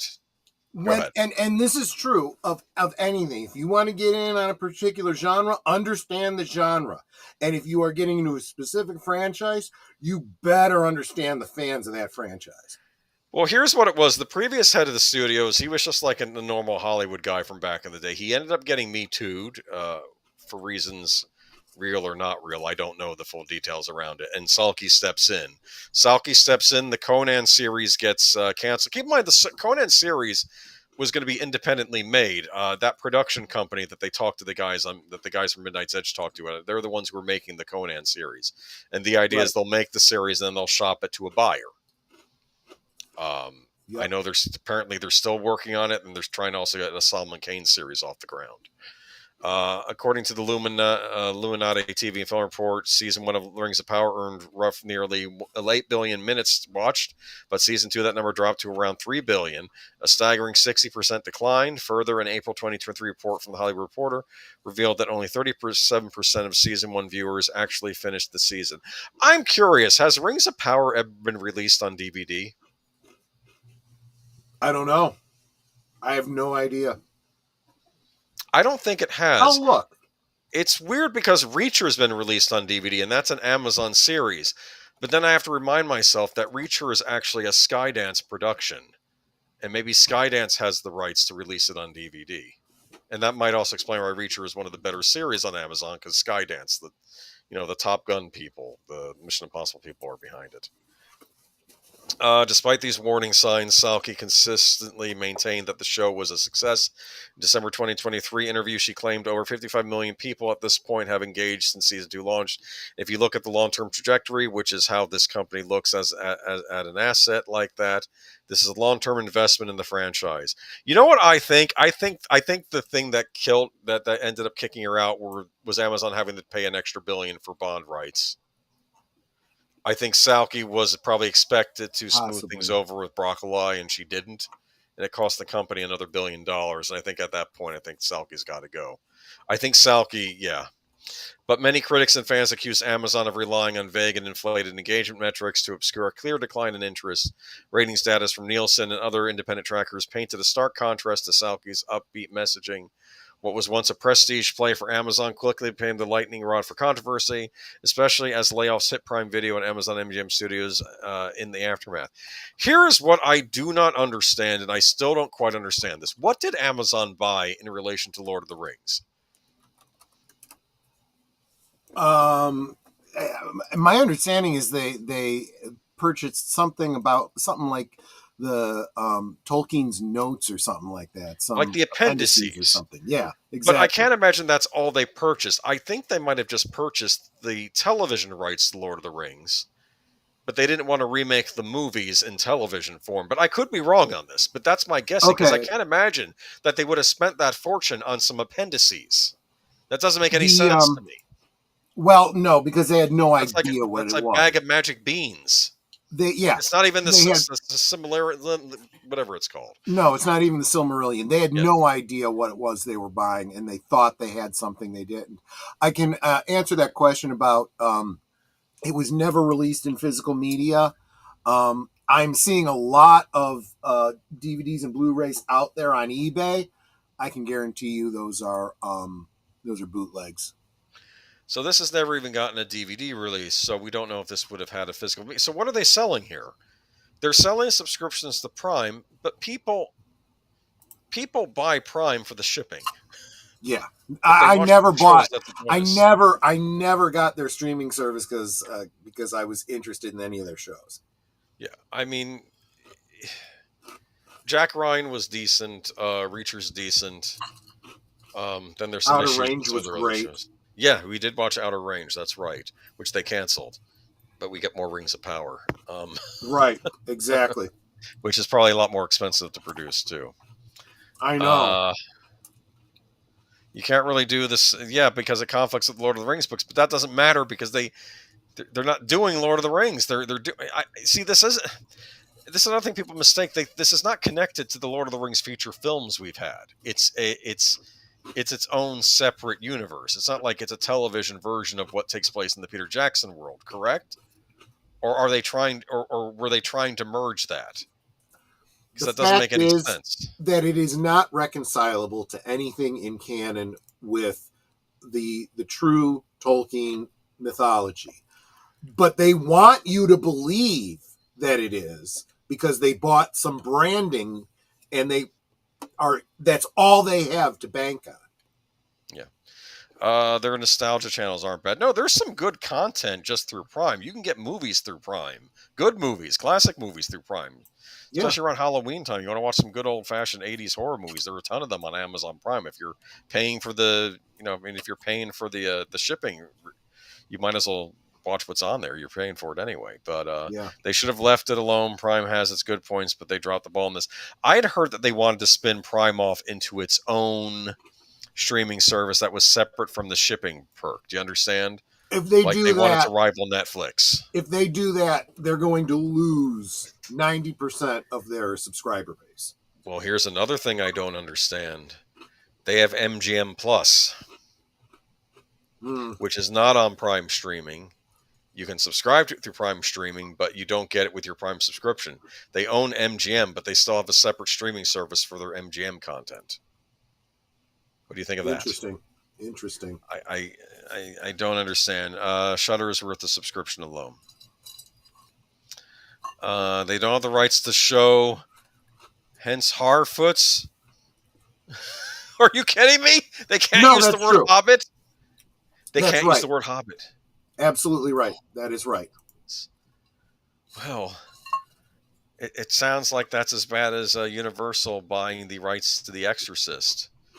Probably thinking that now they can make all the Exorcist movies they want, not realizing anybody else can too, because, for many religions, exorcism is an actual thing. It's not a copyrighted thing. All you have to do is the book. Do an IMDb search, or wherever you search for movie titles. Look up Exorcist and look up Amityville Horror. Amityville has hundreds of movies out there that are absolutely in no way tied to the official film series and book series, except Amityville in Space. I'm joking. Right, exactly. See, that's my point, exactly. And remember, I made the same joke is true with Exorcist. There's so many Exorcists. They have the Pope's Exorcist with Russell Crowe doing a bad Italian accent. Why do they do this? Stop when you have a movie taking place in Italy. Don't have people speaking English with bad Italian accents. Just have them speaking regular English or have them speaking Italian. What they should do is they should reach out to the Metatron and ask him to be their the linguistic expert and coach people that are going to be in these movies. Did Metatron ever do House of Gucci? Granted, that's more recent Italian history, but I'd be interested. I actually don't know. I'll have to look into that. Yeah, I'll have to see. It's usually Gucci, not his kind of area of history, but I'll look into it. That was another Ridley Scott movie that was a disaster. It's an almost so bad it's good movie. It's a disaster. It has Jared Leto doing a horrible Italian accent. That someone said, "Oh, Jared Leto's doing his best imitation of Super Mario." Well, Boomer, what do you want? These aren't documentaries, after all. Anyway, and from what I heard, a coworker said she'd read the book about, because this is based on real life events, so the book was very different from what Ridley Scott made in the movie. I have no doubt. Because why go with facts, even though it's recent history, Mr. Scott? Let's move on to... The reason we know you're all really here to crap all over Snow Off-White. Okay. The infamous Rachel Zegler. Inside Disney's Snow White fiasco, death threats, beefed up security, and a social media guru for Rachel Zegler. I thought Rachel Zegler was a social media guru. That's why she was hired originally for... I found this particular piece of the article so funny. It's like, oh, you got a social media guru for Rachel Zegler? Talk about closing the barn door after the horses escaped. It's kind of odd how she did have a a fairly successful YouTube career before being picked up for movies. You would think someone would have some social media savvy from that world. That's what I don't understand about this. But you know what? They didn't even need to have social media savvy. They just needed to have PR savvy. PR savvy. Yeah. So let me read from this. This is from Variety. I just want to say hi to Surreality. Saying hello, Netter, Troy, Boomer, Connie. Lovely to catch up with all of y'all. Thanks so much for being here, Surreality. Welcome. So on August 12th, 2024, 3 days after Rachel Zegler hit the stage at Disney's D23 fan event to introduce the first official trailer of Snow White, she thanks supporters effusively on an X post for driving the teaser to 120 million views in 24 hours. 1 minute later, she added an afterthought in the same thread, and always remember, free Palestine. Mm-hmm. That addendum, which amassed 8.8 million views, nearly 4 times the number for the initial post, quickly made the rounds, with many inside the studio expressing shock that the Snow White star would commingle the promotion of its $270 million tentpole with any kind of political statement. A Disney executive raised the studio's concerns with Zegler's team, while the film producer Mark Platt flew to New York to speak directly with her. but the actress, whose relationship with the studio began to unravel in 2022 during a contentious West Side Story award season campaign and continued as she trashed the beloved original Snow White, stood her ground, and the post remained. Behind the scenes, death threats toward Zegler's co-star Gal Gadot, who is Israeli, spiked, and Disney had to pay for additional security for the mother of four. She didn't understand the repercussions of her actions as far as what that meant for the film, for Gal, for anyone, says one insider. You would think she would know what nationality her co-star was. That's my own opinion. I'm inserting it there. In fairness, she's looking at the examples of all the people that have done stupid stuff like this that worked for The Acolyte. We'll get into that later on. Just every other franchise that's been crapping all over, people of certain opinions, backgrounds, so she's literally grown up in a culture that has said this is the way to go, and now she's realizing, well, wait, actually maybe not. I do want to back up and look at what Darth Plato is saying. People don't critique this movie. Well, Ziegler is not the problem. Ziegler is the face, the crucible. The problem is the idea of the movie itself. Its iconoclastic nature. Does anybody really believe the movie would be different if someone other than Ziegler was in it? I think not. True. However, you can't ignore all the things we've just said about Rachel Ziegler. All right. All of the promotional stuff, all of her stupidity, all the ire that she has drawn from people that disagreed with her politically, from all of Israel, and from people that love the original Snow White, that don't even care about politics, just care about Snow White. And then you hear somebody saying, the stalking prince, maybe he'll be written out of it. Who needs him? That doesn't only upset, people of a more conservative bent. It pisses off everybody who ever loved Snow White. Yeah, generations of people. Think of all the princes out there going, what do you mean I can't be with my princess? Yeah, exactly. Let's look back at other Disney live action remakes like The Little Mermaid, which had the controversy over the race swap casting, but to her credit, the actress never attacked the audience, never attacked the fans. She was professional. We had and of course these Lion King remakes, which I'm not saying that these films would have been better films if Rachel Ziegler showed up. It would have still been the same film. It would have been. It would have done more money. Probably would have gone to see it. More people would have been going to see it, and then, making judgments based on that. But they would have gone to see it, and then they would have thought about it a few weeks later and said that wasn't good. But then, and you could also argue that, and I've heard many people argue that she was just, saying things that the Disney higher ups had told her to say. No. That may or may not be the case. No. The result is this movie sucked. Nobody went to see it. They lost over $300 million. We'll talk about that on this movie. And she has she's the perfect scapegoat. So Disney's totally throwing her under the bus now. And I have no sympathy for her. Well, I will say this. It wasn't just her is the reason this movie did well. I think Peter Dinklage has a lot of responsibility. Peter Dinklage, everybody involved in the writing, the directing, the ridiculous rewrites. I mean, it was bad enough. We have talked about the test audiences that said that it was terrible. So they went back and filmed pickups and stuff like that, and now some of the reviews I'm hearing, it's like watching 2 or 3 movies squashed together, and that's not any better than the probably the original movie that people hated. It's like this is a clusterfuck all around. There's plenty of blame to go around. This this movie is, I think, Disney's Bud Light moment. It really is. I hope so. They need to learn. I think 3 they months. are.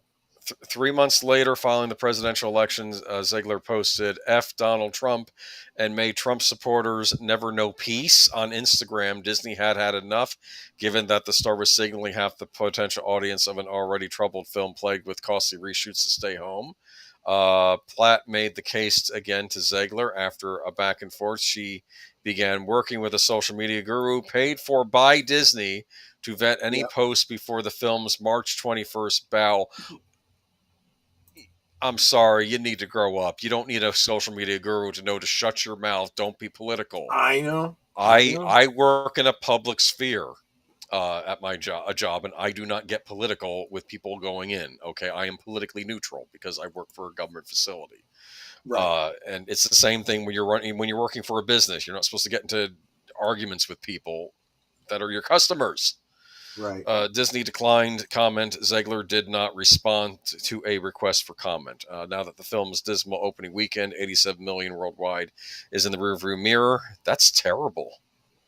Burbank Brass reevaluated what went wrong. To put it, Snow White's global box office haul into perspective, it's about 34 million.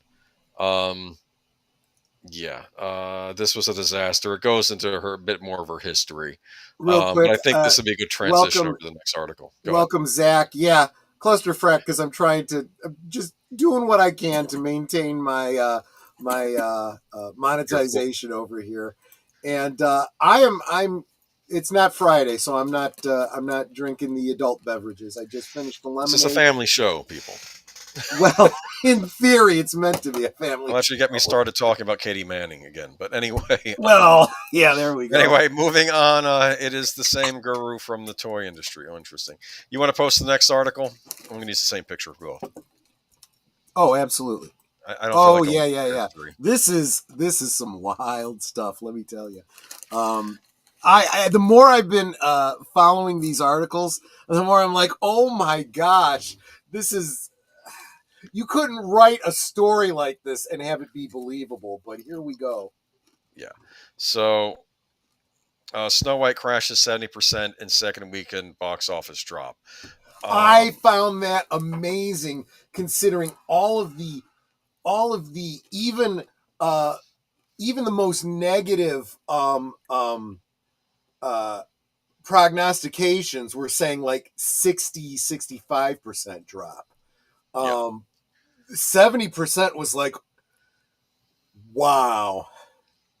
And it's even worse for something that didn't do well to begin with. You know, if this was, I don't know, a $500 million opening week and it dropped 70%, wow, we're still getting what, about 150, 200 million for your second week? No. Why didn't they use this as a tax write-off? Well, because again, probably because it's just too big a number to take a tax. They just had to release it and take the. They are just trying to minimize their loss as much as possible before putting it on streaming. I know there were reshoots, but I think another reason they kept trying to put off the release was that they were hoping to distance themselves from Rachel's comments, and then she keeps making new comments that are worse. Yeah, and honestly, the whole thing about the lawsuit, if she brings a lawsuit against Disney, watch for Disney to countersue and blame her for everything that happened with this. When I say they're making her a scapegoat, she is really being made a scapegoat. She is going to be the new Gina Carano. Yeah, but that the fans rallied around. This, the fans are as much against her as Disney is. This is going to be an interesting take. So, after months of controversy, inflated budgets, and PR meltdowns, Disney's live-action Snow White looks like it will be knocked off the top of the box office with a devastating financial drop, not by a billion-dollar franchise, not by an Oscar bait drama, but by Jason Statham action flick with a modest budget and a title that sounds like a Home Depot ad. A working man. I know, it really does. An unassuming thriller about a decorated military veteran rescuing a kidnapped girl is tracking to take #1 spot this weekend with a current box office take of $15.2 million as of this writing. We all need to be going out and seeing The Working Man. That's what I'm getting from this. We need to be supporting these movies that the other side hates and just go see them. Yeah. And to be fair, I've always liked Jason Statham movies. He's a good action star. True. Meanwhile, Snow White plummeted nearly 70% from its already dismal debut, pulling in just $14.2 million in its second frame. Let's be clear, this isn't just a loss, it's a rejection. Disney spent over $250 million producing Snow White, and that's before marketing. They jetted Rachel Zegler around the world for months, filled social media with carefully curated promo spots, and propped up their star through puff piece interviews and choreographed red carpet moments. They worked overtime. Actually, you know what? This is a point that I entirely forgot. Jonathan Conroy brings up.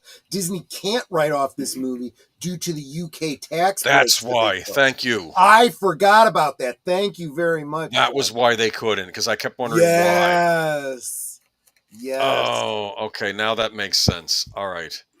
That might be why they didn't just dump it on Disney Plus. Also, they were probably required to do a theatrical release. Almost certainly, yeah. Disney spent over $250 million producing Snow White, and that's before marketing. Okay, and it still wasn't enough. The fairest flop of all was knocked out by a film called A Working Man. That's not just a box office defeat; it's a cultural gut punch. It's a moment that confirms what audiences have been whispering for years. They're tired of lectures and reboots. The people just want to be entertained. Yeah. So here we go. Let's compare the two films. A Working Man, modest production budget, starring Jason Statham, not a headline-grabbing celebrity. He is, as far as I'm concerned, because he has never disappointed me in anything he's been in. Beekeeper was probably my favorite movie of last year, so let's give credit where credit's due. Released with little fanfare, directed by David Ayer, not exactly a household name, but I've heard his name, haven't I? Patriotic themes of veteran rescuing innocent girl from criminals. Yes, that sounds like a no-brainer. Snow White, $250 million plus budget based on Disney's first ever animated classic, marketed globally for months, progressive modern audience, social justice themes, and yet A Working Man is beating it. That tells you everything you need to know about where the audience trust is right now. No IP, no legacy, no marketing machine, just a simple classic premise that respected its audience and respected itself. And I believe that this is all being told from That Park Place, so we want to give a shout out to him. Absolutely, and I will tag them in the clip when I put that out. But Snow White, but yeah, it's a literal disaster, and it opened with $45 million, already far below Disney's expectations. But a nearly 70% drop from the base is brutal. It's worse than 53% of the industry was bracing for, and it officially puts Snow White on track to struggle to reach $100 million domestically. That's a disaster. Especially for a film that cost Disney more than $250 million to make, and it still needs to claw back hundreds of millions just before it breaks even because of all those reshoots. Yep. We keep forgetting there were added costs to this too. So good when on they Jason say what their budget is, that does not take into account any other overruns. Yeah. So there we go. All right. And it's a good Jason Statham movie, Blitz. I recommend Blitz if anyone hasn't seen that. Okay, I'll look into that. So here's the thing: we have these companies that pat themselves on the back for being so inclusive, and turning around and offending people. We were just talking about Ubisoft and how they set a game in Japan and then turn around and completely offend all of Japan, their culture and their history. Good job on you, Ubisoft. Well, it looks to me like Disney is doing exactly the same thing now, because they have decided that to be as unoffensive as possible, we're going to completely discriminate against a whole group of potential actors, and those actors are not too happy, and they're bringing a lawsuit. The Little People stars of Snow White are planning a class action lawsuit against Disney for replacing them with cartoons. A top U.S. lawyer has been appointed and expected to file a claim against the studio alleging discrimination. It is the latest headache for the company, with over $250 million live action remake of the classic 1937 cartoon. That's the UK pounds, by the way. Last year, it was revealed that the Little People actors were planning to rally outside Disney Studios in California to protest its use of computer animation to portray the dwarfs. Actress Ali Chapman, 50, who is 3 foot 8 inches tall, said 7 talented Little People actors could have played those roles in the live action remake and yet chose to use cartoons. It's an insult and discriminatory. Last month, a class action lawsuit was filed against Disney, accusing it of discriminating against visitors with disabilities at its theme parks. Well, yeah, we knew about that. We covered that. It claims it has introduced rules on passes that require them to disclose medical information where other staff and guests could overhear. Disney denied the allegation. We are committed to providing a great experience for all, especially our guests with disabilities. The new Snow White film has already been hit by controversy. Rachel Zegler, who plays Snow White, described Prince Charming as a guy who literally stalks her. While Ms. Zegler and Gal Gadot, who plays the evil queen, have allegedly clashed over the war in Gaza. Gadot served with the Israeli Defense Forces, while Ms. Zegler made pro-Palestine statements. The song from the original movie, Someday My Prince Will Come, has been ditched in favor of a tune titled Waiting on a Wish. How do you get rid of... Wait a minute. Hold the phone. Someday My Prince Will Come. That is an iconic Snow White, iconic Disney song. But it's not a message that they wanted in their movie. You think of the Magic Kingdom, you think of Someday My Prince Will Come. Remember a while back when they had on the ride, I think they had on one of the Snow White rides about the prince was kissing Snow White, and how someone was saying that's a violation, and all that, and just mothers complain. It's just, this is... the film made around $60 million at the U.S. box office when it was released last week, and is expected to rake in about $45 million this weekend. I don't know if it did that much. Disney scaled back premieres after critics dubbed it exhaustingly awful. The Daily Mail's Brian Vinner gave it 2 out of 5 stars, saying it was a painfully muddle-headed affair and a pale reimagining. Yeah. I bet that Kristen Kruak made-for-TV Snow White miniseries was 100 times better than this movie. What do you think? I bet there's plenty of Snow White versions that were better. Wasn't there one Snow White and the Huntsman that was done with... who was in it? Was it... Did I get rid of the studio? The thing? The what? The layer. I don't see it anymore. The PDF. Do you see it? Yeah, I still see it even on YouTube. Yeah. Why don't I see it? Hold on, let me go back in the comments. Oh, there it is. Okay, never mind. No worries. Yeah, what was... I know there was a movie called Snow White and the Huntsman. And, 2012. It was Charlize Theron, Kristen Stewart, and Chris Hemsworth. Yeah. I remember that one being pretty okay, despite, Kristen Stewart. Yeah, that was the Snow White and the Huntsman, right? Yeah, that wasn't so bad. And then they did a follow-up too, I think, right? That was the Snow Queen, I think, or something like that. Mirror on the Wall, Disney is truly the dumbest of all. I don't know. I mean, I thought this was going to be terrible from the beginning. She courted controversy from the beginning when she was casted, saying people were going to complain about her ethnicity, and no one had even brought it up yet, and she was already starting the attack. Ups wasn't Wayne's World. It was all funny you mentioned Wayne's World. So reality, I was watching it this weekend. That's a classic movie, Wayne's World. Remember Wayne's World? I do. Party time. Excellent. Was it? I have a question. Was it accurate? Was it accurate to Aurora, or Illinois? Wayne's World. Yeah. I kind of felt like it was. Yeah, yes. I really responded to it well because of that. Especially, in that video as they're driving around and they drive past the junk sculpture, and I knew exactly where he was talking about. I'm like, oh God, that thing's being immortalized. But yeah, welcome, logical Spark. Wait a minute, it's still Spark. Yes, it is Spark. Okay. Yes. Do you think there's any hope for Disney to recoup their money from this? Oh, no. Absolutely not. Absolutely not. I mean, it's the whole gambler's fallacy, right? When you've lost so much money, you never will break even again. You just move on. Just stop. Well, there's still Stitch coming out, right? Now, that's a different thing. That will not necessarily earn them back everything they've lost on this, but it is off to a good start to be a profitable film in its own right. That's what I'm saying. Forget about Snow White and move on. There's still Tron Ares. Keeping my fingers. Just make it good.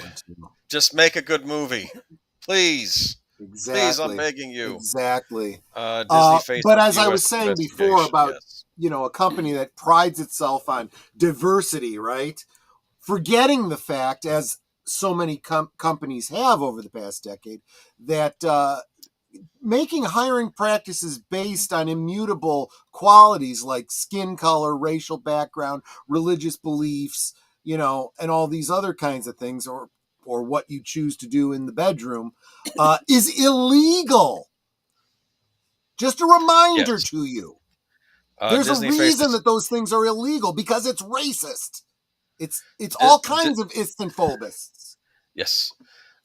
Disney faces United States investigation over DEI practices. The U.S. government agency that regulates television says it is opening an investigation of Disney's diversity and inclusion practices, and the latest sign of pressure being applied to media firms. Federal Communication Commission FCC Chairman Brendan Carr sent the letter to Disney on Friday, notifying the firm and its ABC News unit of the plan. He said the move has been prompted by concerns that the company was promoting diversity in a manner that does not comply with government regulation. A spokesperson for Disney said the company is reviewing the letter. We look forward to engaging with the commission to answer its questions, a Disney spokesperson said in the statement. The FCC's investigation to Disney also comes amid a wider crackdown of DEI practices by the Trump administration, which impacts felt beyond the United States. French companies with U.S. government contracts received a letter from the American Embassy in France this week asking them to sign and comply with Trump's executive order banning DEI programs. The order of the letter applies to all suppliers and services providers in the U.S. government, regardless of nationality in the country which they operate. A letter addressed by Robert Iger, the chief executive officer of Disney. FCC Chairman Carr said he wants to ensure that the media company ends any and all discriminatory initiatives in substance and not just in name. He added, I want to determine whether Disney's actions, whether ongoing or recently ended, complied at all times with the applicable FCC regulations. Do you think they complied with FCC regulations? I suspect not. But then again, the previous administration was, of course, completely ignoring the enforcement of anything related to that. That has very much changed under the new administration. Yes. So, and now we also have some Star Wars information coming up now, right? Oh yes, we are still on Disney, but now we're just kind of moving away from the Acolyte, the Snow White stuff. Yes, that exciting scene. Because the Acolyte was a huge success, and it deserves another season because it was so successful. Another shout out to that Park Place. Yep. So here we go. A strange thing is happening in Hollywood media. Months after Disney quietly canceled The Acolyte, the narrative around the show is being aggressively re-engineered using the misleading metric of demand. Entertainment outlets like Collider and Screen Rant have begun publishing articles claiming the series was a misunderstood success. At the same time, the Acolyte actress Rebecca Henderson, who also happens to be married to the show's creator Leslie Headland, has taken to Instagram claiming the show was a massive hit for Disney Plus and was canceled for reasons unrelated to performance. The centerpiece of this PR push, a February 2025 Parrot Analytics report that claims The Acolyte had 20 times the demand of the average United States TV series. But a closer look reveals what this really is: a deliberate campaign to reframe a failed project. It's a last-ditch effort to rewrite the legacy of a series that undelivered on nearly every front, financially, critically, and with audiences. Let's examine what the media isn't telling you about this misleading demand metric as it pertains to The Acolyte. Parent Analytics does not track viewership. It does report how many people streamed the Acolyte on Disney Plus, how many finished, or how many paid subscription it generated. Instead, Paramount measures audience demand, a nebulous metric that includes Google searches, Wikipedia activity, YouTube views, social media mentions, piracy activity, fan content engagement. So this could all have been negative. A lot of this could have been negative engagement. We've talked about Parent Analytics many times before, not just us. WDW Pro, That Park Place, Culture Casino, Midnight's Edge, they've all brought this up. That all they're doing is they're saying this is being talked about a lot. But that doesn't mean it's good talk. It's us talking about it, saying how terrible it was. It's, the so-called review bombers, right? The YouTube channels that are like ourselves do not like what Disney has done to Star Wars and have absolutely zero qualms about saying so. Yeah. But they consider that, in quotes, engagement. Paramount and cannot distinguish sentiment. So if the Acolyte was being widely criticized, discussed on YouTube breakdowns, trending on Reddit for controversial reasons, reviewed in bulk, even negatively, that could still inflate its demand rating dramatically. So I guess it has to be like Doctor Who, where no one's talking about it anymore. Yeah. Right? Yeah, exactly. Although we will talk about Doctor Who. Well, I think a lot of the reason I and many other... next week. Me and a lot of people were talking about, even why I talked about the Acolyte on here, was because it was a very expensive project for Disney. Yeah. I mean, they sunk a lot of money into this. They could have made a Star Wars movie or maybe 2 movies with this. Something that would have... And the irony is, a lot of people even said, for all the money they spent on it, they sure didn't show it on the screen. How about with the word Star Wars in the same sentence? Okay, how about we don't talk about anything dealing with the words Star Wars and Disney in the same sentence? Well, I'll say this on this channel. I believe it or not, I don't think I've talked nearly as much about Star Wars as other channels have, just because we don't care anymore. Well, that's the problem. They haven't done anything with it. It's I mean, we'll talk about it as something nostalgic, as on like Last Call sometimes, because you could still enjoy the stuff that's come up before. But current Star Wars, I'm sorry, I just don't see anything. I do want to say that I'm seeing comments come up from Serality that are from previous topics, so I'm not necessarily bringing them up right now, but they are good comments. Like, Quantum Leap, love that show. Glad there was never a remake. What happened to that remake? Did that disappear? I don't know. I did not bother with it. I did not care.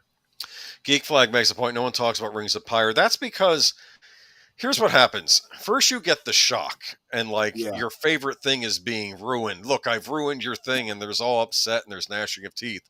But then even that gets stale, and people don't care anymore. Yeah. Do you understand? Yeah. They can't even maintain the hate watch anymore. It's like, and a lot of the channels that have done reviews on this stuff to tell us how bad it is, they realize people aren't even watching that anymore. They don't care. I honestly, as much as I love Doomcock, there's a lot of topics that he covers that I just don't tune into anymore just because I don't care anymore. I don't care about half the stuff we talk about on here, Star Wars or Marvel anymore.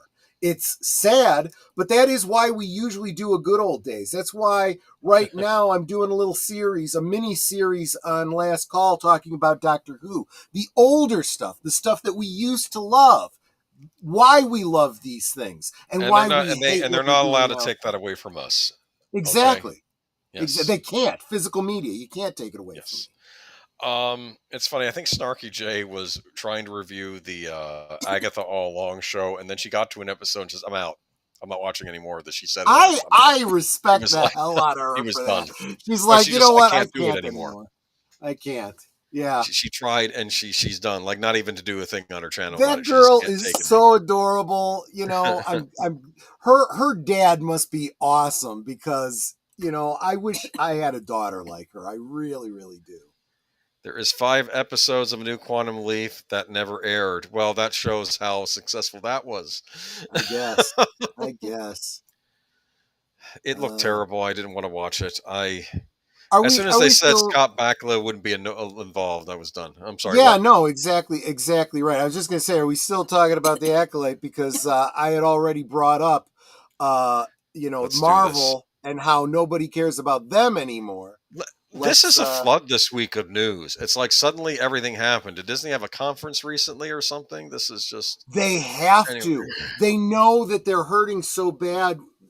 They're trying to get your attention on everything but Snow White at this point. This is from our friends over at CNN. I use the words friends loosely. Anyway, Marvel tees up major X-Men and Avengers returns for Doomsday, perhaps attempting to prove that reports of its box office demise have been greatly exaggerated. Marvel on Wednesday announced major casting news for its upcoming Avengers sequel that both flexed the power of its history and set it up for the future. A major component of their plan, the return of characters and actors from the original X-Men franchise, a Marvel property that they have waited too damn long to do this. They really have. Okay. A Marvel property that was under the 20th Century Fox banner before Disney purchased that studio in 2019. They loved the X-Men franchise so much. Why didn't they do reshoots for the Phoenix Saga and fix that movie before it came out? Well, anyway. The Avengers Doomsday cast now includes Sir Patrick Stewart. Did I ever tell you, I think he was he on Conan O'Brien? He was on some late night show, and he was in the Emoji Movie. And then Patrick Stewart says, well, who do you play in the movie? Well, I play poop.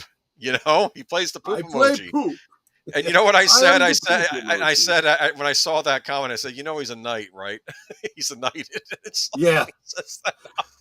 I mean, I love the fact that he doesn't take himself too seriously. How he could play a poop emoji, and he could play a caricature of himself on Family Guy, and he even played. Didn't he do the voice of like a little girl in that in Family Guy? I don't remember. Doesn't take himself too seriously. I love that. Okay. A major component to their plan, the return of characters and actors from the original X-Men franchise, a Marvel property that was under 20th Century Fox banner before Disney purchased it in 2019. The Avengers Doomsday cast. Now, Patrick Stewart, Serena McKellen as Magneto. Yeah. James Marsden as Cyclops, Rebecca Romaine as Mystique, and Alan Cummings as Nightcrawler. Still Rebecca Romaine Stamos to me. I'm still holding out for those crazy kids. She's married to Jerry O'Connell, dude. Or are they still married? Maybe they divorced at this point. I don't know. Alan Cumming as Nightcrawler. I forgot Alan Cumming played Nightcrawler. Yes. Because he was under all that makeup. Right? So all of these actors last appeared together in 2003's beloved sequel X2, X-Men United. Kelsey Grammer, who famously played Beast in 2006's X-Men The Last Stand and showed up in a post-credit scenes in 2023's The Marvels, will also appear, Marvel revealed. The jam-packed cast for Doomsday is set to premiere in theaters in 2026, was announced via live stream over the course of roughly 5 hours and included 27 names in all, including the previously announced return of Robert Downey Jr. in the role of Dr. Doom. Joining the ex-alums are Marvel Cinematic Universe mainstays Chris Hemsworth, who has played Thor since 2011, Anthony Mackie as Captain America, Sebastian Stan as the Winter Soldier, Paul Rudd as Ant-Man, and Simu Liu, who played Shang-Chi in his 2021 standalone film. They're literally bringing back a bunch of stunt castings with the X-Men and all the people that everyone already rejected.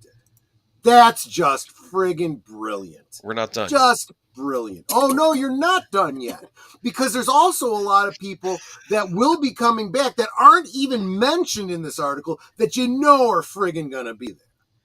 Later in this live stream, it was announced that Tom Hiddleston, who played Loki in both the MCU and his namesake Disney Plus series, will also be featured in Doomsday, as will Channing Tatum, portrayed X-Men Gambit in the extended and thought to be jokey one-off cameo in last summer's Deadpool and Wolverine. See, this is what I don't understand. I understand these cameos in something like Deadpool and Wolverine because it's a comedy, right? Sure. And that's why we're having Chris Not Chris Hemsworth, the other one, the other Chris, Captain America actor playing Johnny Storm, you know, and okay, but Wyatt Russell as U.S. agent, David Harbour as Red Guardian. So these are the you also have to remember that between now and then we're also getting the Thunderbolts, which is also going to bomb spectacularly. Okay, we're going to get Namor, Namor. Letitia Wright no as more, Shuri. No more, please. From the Black Panther. So I think she's the new Black Panther, right? Was established? I have no idea. I haven't seen a Marvel movie in I don't know how long. I know that Mexican Iron Man was not a fan of that last Black Panther movie, which nobody was. Forever. Okay. Anyway, Marvel announced Florence Pugh is also set to return as Yelena Belova after 2021's Black Widow and following the spring's Thunderbolts. Are they still not calling her Black Widow yet? I thought she was supposed to kind of take over for... I don't know. Yeah, maybe they do. Maybe, well, see, you got to do your homework. You got to watch the Thunderbolts before you go see Doomsday. Okay, Alums, one of all the fun. All 4 actors set to be introduced in summer's Fantastic Four First Steps. Pedro Pascal, Ebon Moss-Bachrach. Is there anything Pedro Pascal isn't in? He's like in every movie now. He's like the Samuel L. Jackson of modern actors now. We're also announced as far as the Doomsday megacast. While many of these actors have enjoyed previous appearances in the MCU or other Marvel properties, it remains unclear how substantial their roles will be in the new film and going forward. Notable absences from the superhero lineup include Scarlett Johansson, who was last week sounded off on the dim outlook of her return to the MCU, along with Elizabeth Olsen's Scarlet Witch, Benedict Cumberbatch, Doctor Strange, and Mark Ruffalo's fan favorite Hulk. Why isn't Doctor Strange going to be in there? Because I don't think he's a dead character in the MCU yet. I understand Scarlet Witch, and I think I suspect that we still have a lot of names that haven't signed on yet that they might be approaching. So I think you are going to hear more names coming out as they're trying to build up hype for this. The Avengers' last official team-up was 2019 for the record-breaking Endgame, which saw both the defeat of intergalactic supervillain Thanos, voiced by Josh Brolin, and the death of flagship MCU superhero Iron Man Tony Stark, Robert and Downey the death of the MCU, period. You could have ended it right there, yeah. I was trying to figure out where this Doctor Doom comes from, and from what I had heard, someone told me, and I don't know if this is accurate, there may be more Marvel experts in the chat, but I think it comes from like a multiverse storyline where in some universe Tony Stark got killed, so they stole a Tony Stark from another Marvel universe, and I think he got angry and then took on the persona of Doctor Doom in that universe. Yeah, it was one of those alternate universe, side steps, and it's not actually the first time. There has been what ifs and blendings in the Marvel universe that kind of blurred the line between Tony Stark and Victor Von Doom before, and it makes sense, the armor and all that kind of stuff. But this is not how you introduce Doom, not with an alternate universe version. This is absolutely friggin' ridiculous. This also has to piggyback on top of the Fantastic Four, which I also think is going to bomb. I am very it may be a good thing that Mark Ruffalo's not going to be in it, but guess what? We're going to get She-Hulk. So she's not going to be in it. Yay. She's not going to be in it, is she? I heard she's I'll not. Bet you. You think she's going to pop in? I can guarantee you she will be. We'll see. You know what I'm expecting, though? I'm expecting Patrick Stewart, Professor X, to get killed again. Because we have to make it time number 4. He's been killed 4 times. But he's gonna put his consciousness into a robot this time. He's gonna become the new Vision. I'm sorry. No. I'm it's a Picard smoke from another fire. reference. I'm looking at Star Trek, which we'll get to. Do you know how stupid it was that they did that on Picard? I know. It was so stupid. Either kill him or don't kill him. That was Michael Chabon. That was him. That was his idea. I know it was. Moron. That was his goofy idea. Mr. Geek cred writer. Give me a break. What's the point of giving him his life back if he's still going to die anyway? That's what everybody the idea of being put into an android is now I can live forever. Here's what you do. Maybe just don't get story ever. Don't give him this stupid disease that's going to kill him to begin with. Just don't do that. Right. Just have him go off on his thing, and then we'll see if he can survive or not. It's just so dumb. Timey-wimey-limey is absolutely right. That's not even a joke. Picard is a replicant now. You're absolutely right. Let's save the Star Trek talk, though, because we'll get to Star Trek in just a moment. This is the never-ending stream. But I just, he's going to get killed for a fourth time. Probably. Because it upsets people when Professor X gets killed. That's why they keep doing it. Anyway, let's move on. We got batter fish to fry, as Chris. Okay, so I guess that is the transition. So speaking of Star Trek, Section 31 star Rob Kaczynski says Alex Kurtzman told him Star Trek is dying. Yes. No. Yes, it is. No, that can't be true. I've had people argue in my comments about this. Not only did we already know this, but now we have confirmation that Alex Kurtzman knows it. And yeah, exactly. And I would go as far as to say that Alex Kurtzman is actually behind on this. Star Trek is dead, and he doesn't even realize it yet. Star Trek has been in a bad state for several years, and Section 31 star Robert Kaczynski stated that Alex Kurtzman told him point blank Star Trek is dying. Star Trek fans have had a rough time over the last several years starting. Why are they having a rough time? They have so many Star Trek series to choose from. Yeah, you'd think they'd be happy, right? We're getting a Starfleet Academy series soon. Oh, God. That's still happening, apparently. Apparently. That needs to be canceled. As long as... Look, and we've talked about this on previous streams. This whole Skydance thing looks like it's been completely torpedoed. And this isn't going to happen. As long as CBS is being investigated by the FCC, there is not going to be any sale. So there is nothing that's going to save Star Trek at this point. Well, no, basically, what's basically going to happen, we may still get more greenlit Star Trek series, like we have Star Trek Strange New Worlds, which I know they're filming season 4. I figured it would have to get at least 5 seasons. You actually make a great point there.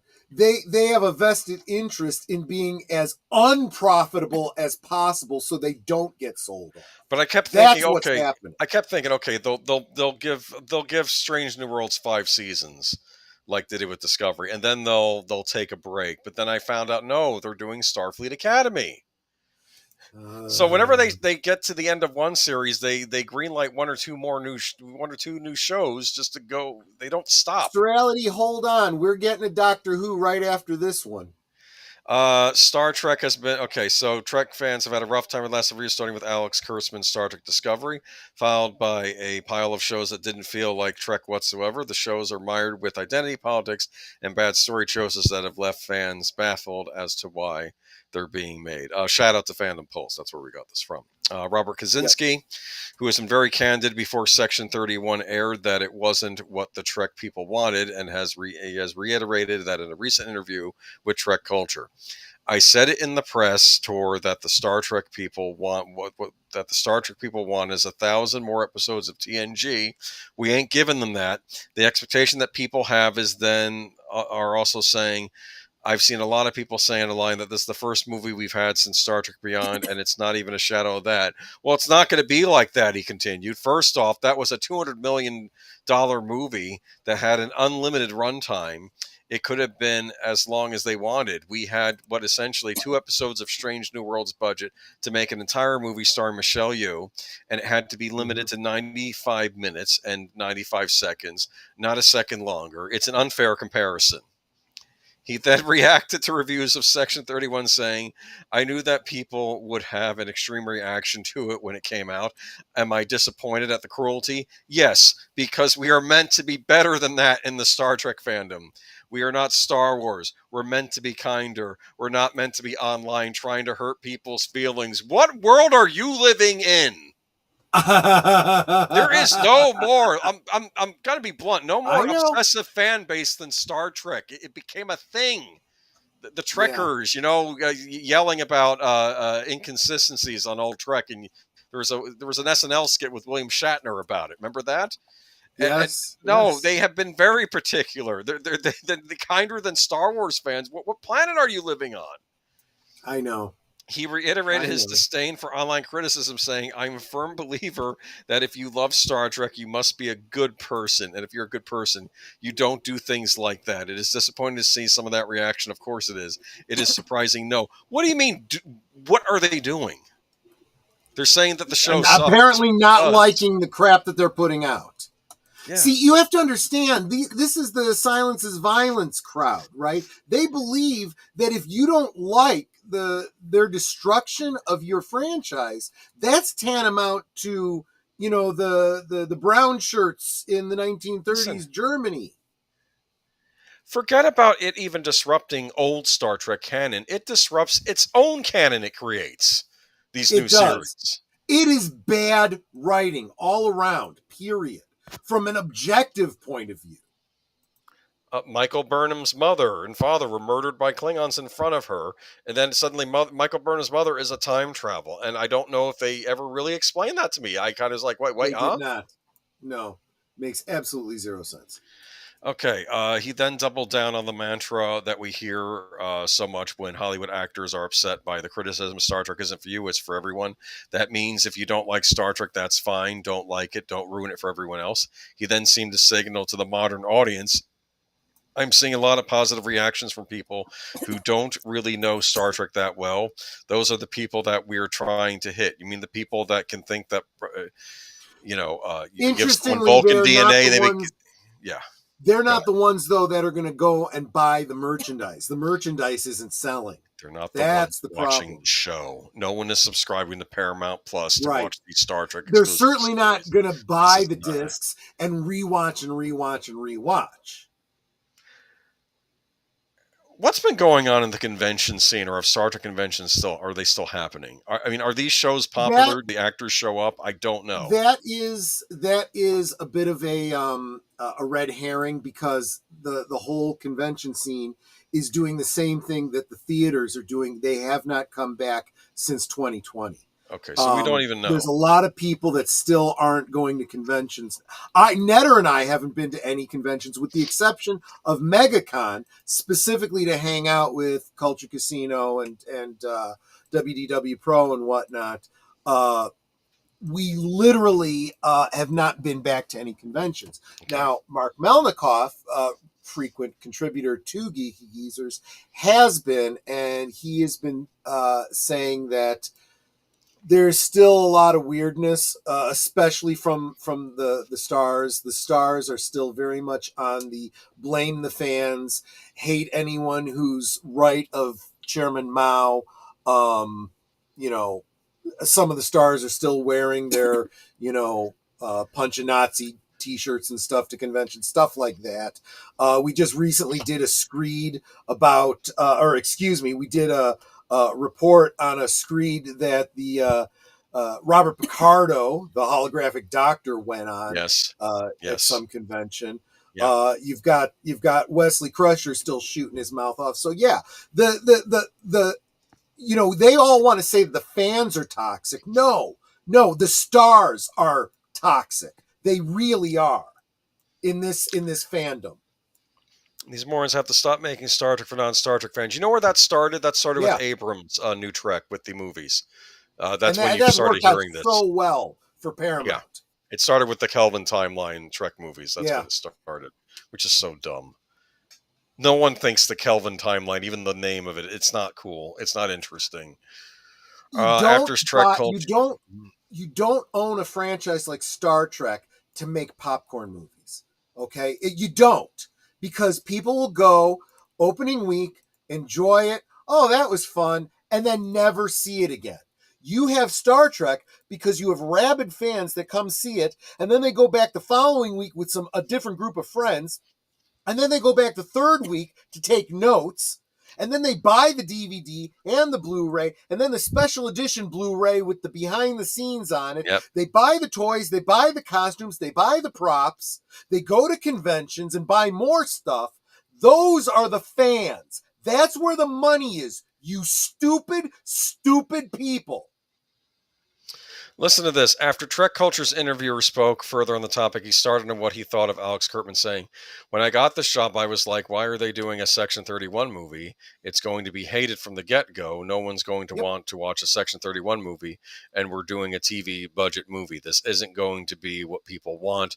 Then I spoke to Alex Kurtzman and spoke to Orlando and Zumi director, and they explained to me that Star Trek is dying. I don't know if people know that. I was talking about Star Trek at my gym, he elaborated. None of them knew what Star Trek was. Can you imagine that? I think that they've lost the millennials. I think they've lost Gen Z.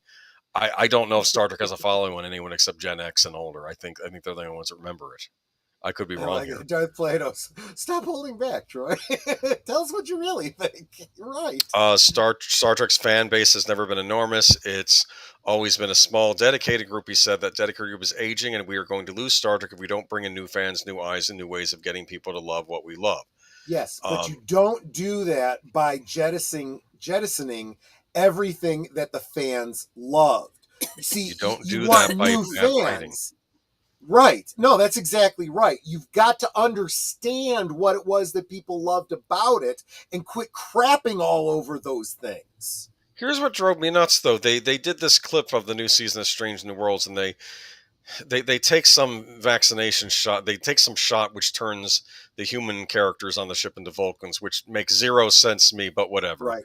I don't know how that makes scientific sense. You can just switch your DNA and become a Vulcan automatically. But anyway, when they become Vulcan, they all start acting logical. And that's not why Vulcans are logical. That's not how it works. It's not a racial trait. It's a learned trait. It's a cultural trait that they learn. That would be like becoming Chinese somehow magically, and you suddenly are a Buddhist, and you are one with the universe. It was so stupid. Even when I was watching, I'm not a Star Trek expert. Even I know that's not Star Trek lore. So how do the writers not know this? The writers thought it would be a fun little clip to post on at Comic-Con and to get attention for the show that no one's going to watch anyway. Right. But fans are the problem, not the showrunners and writers. Yes, well, that's what they always say, isn't it? All right.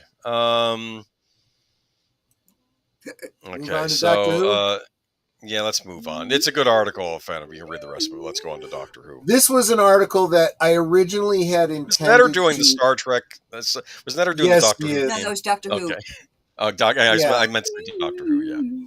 So I was going to start out the stream on Friday with this, but I got so excited about my enjoyment of Doctor Who and the things we were going to be talking about. This completely went out of my head. So we're going to cover it here and not sully what is otherwise a good old days on Friday.